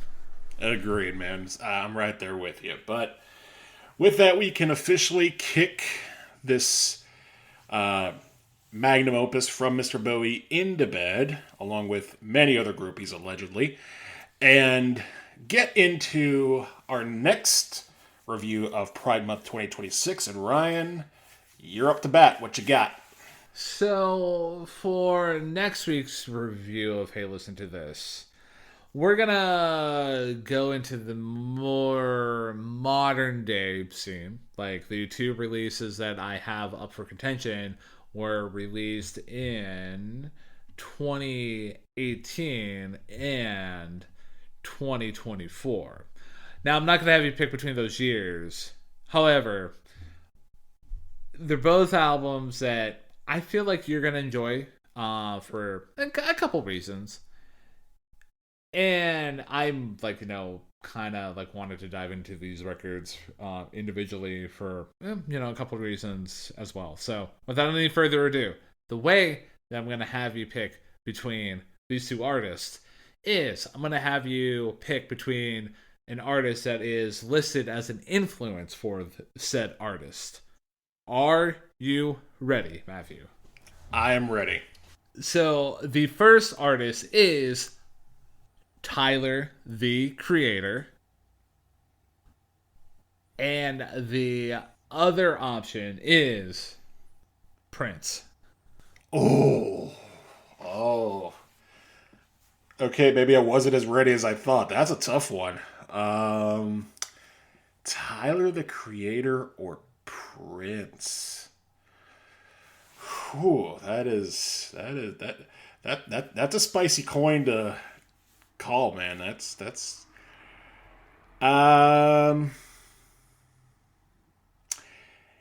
you know what? Let's go with Tyler, the Creator.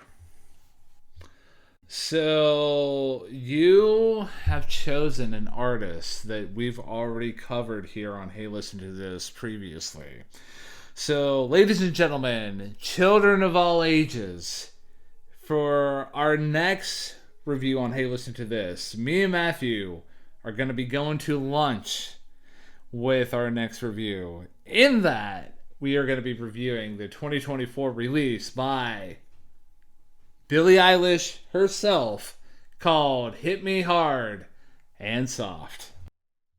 Okay, I very much was not expecting that to be the end of the Tyler the Creator journey. All right, okay, all right, let's party. Billie Eilish has rejoined the conversation. Yeah, man. She's somebody who has gone on record saying like Tyler has literally inspired like everything she's done. So that being said, dear listener out there, if you have never listened to, or if it's been a minute since you've listened to Hit Me Hard and Soft by Billie Eilish, make sure you listen to it before next week's review. That way you can have opinions about the record that me and Matt are going to be talking about, and then you can have opinions about the opinions that we are going to be delivering in next week's review. So yeah, oh, sorry for the fake out there. I just was looking out at the sky, and did you know that there's a Starman waiting in the sky? I did not know that. All I know is that you're wonderful and you're not alone.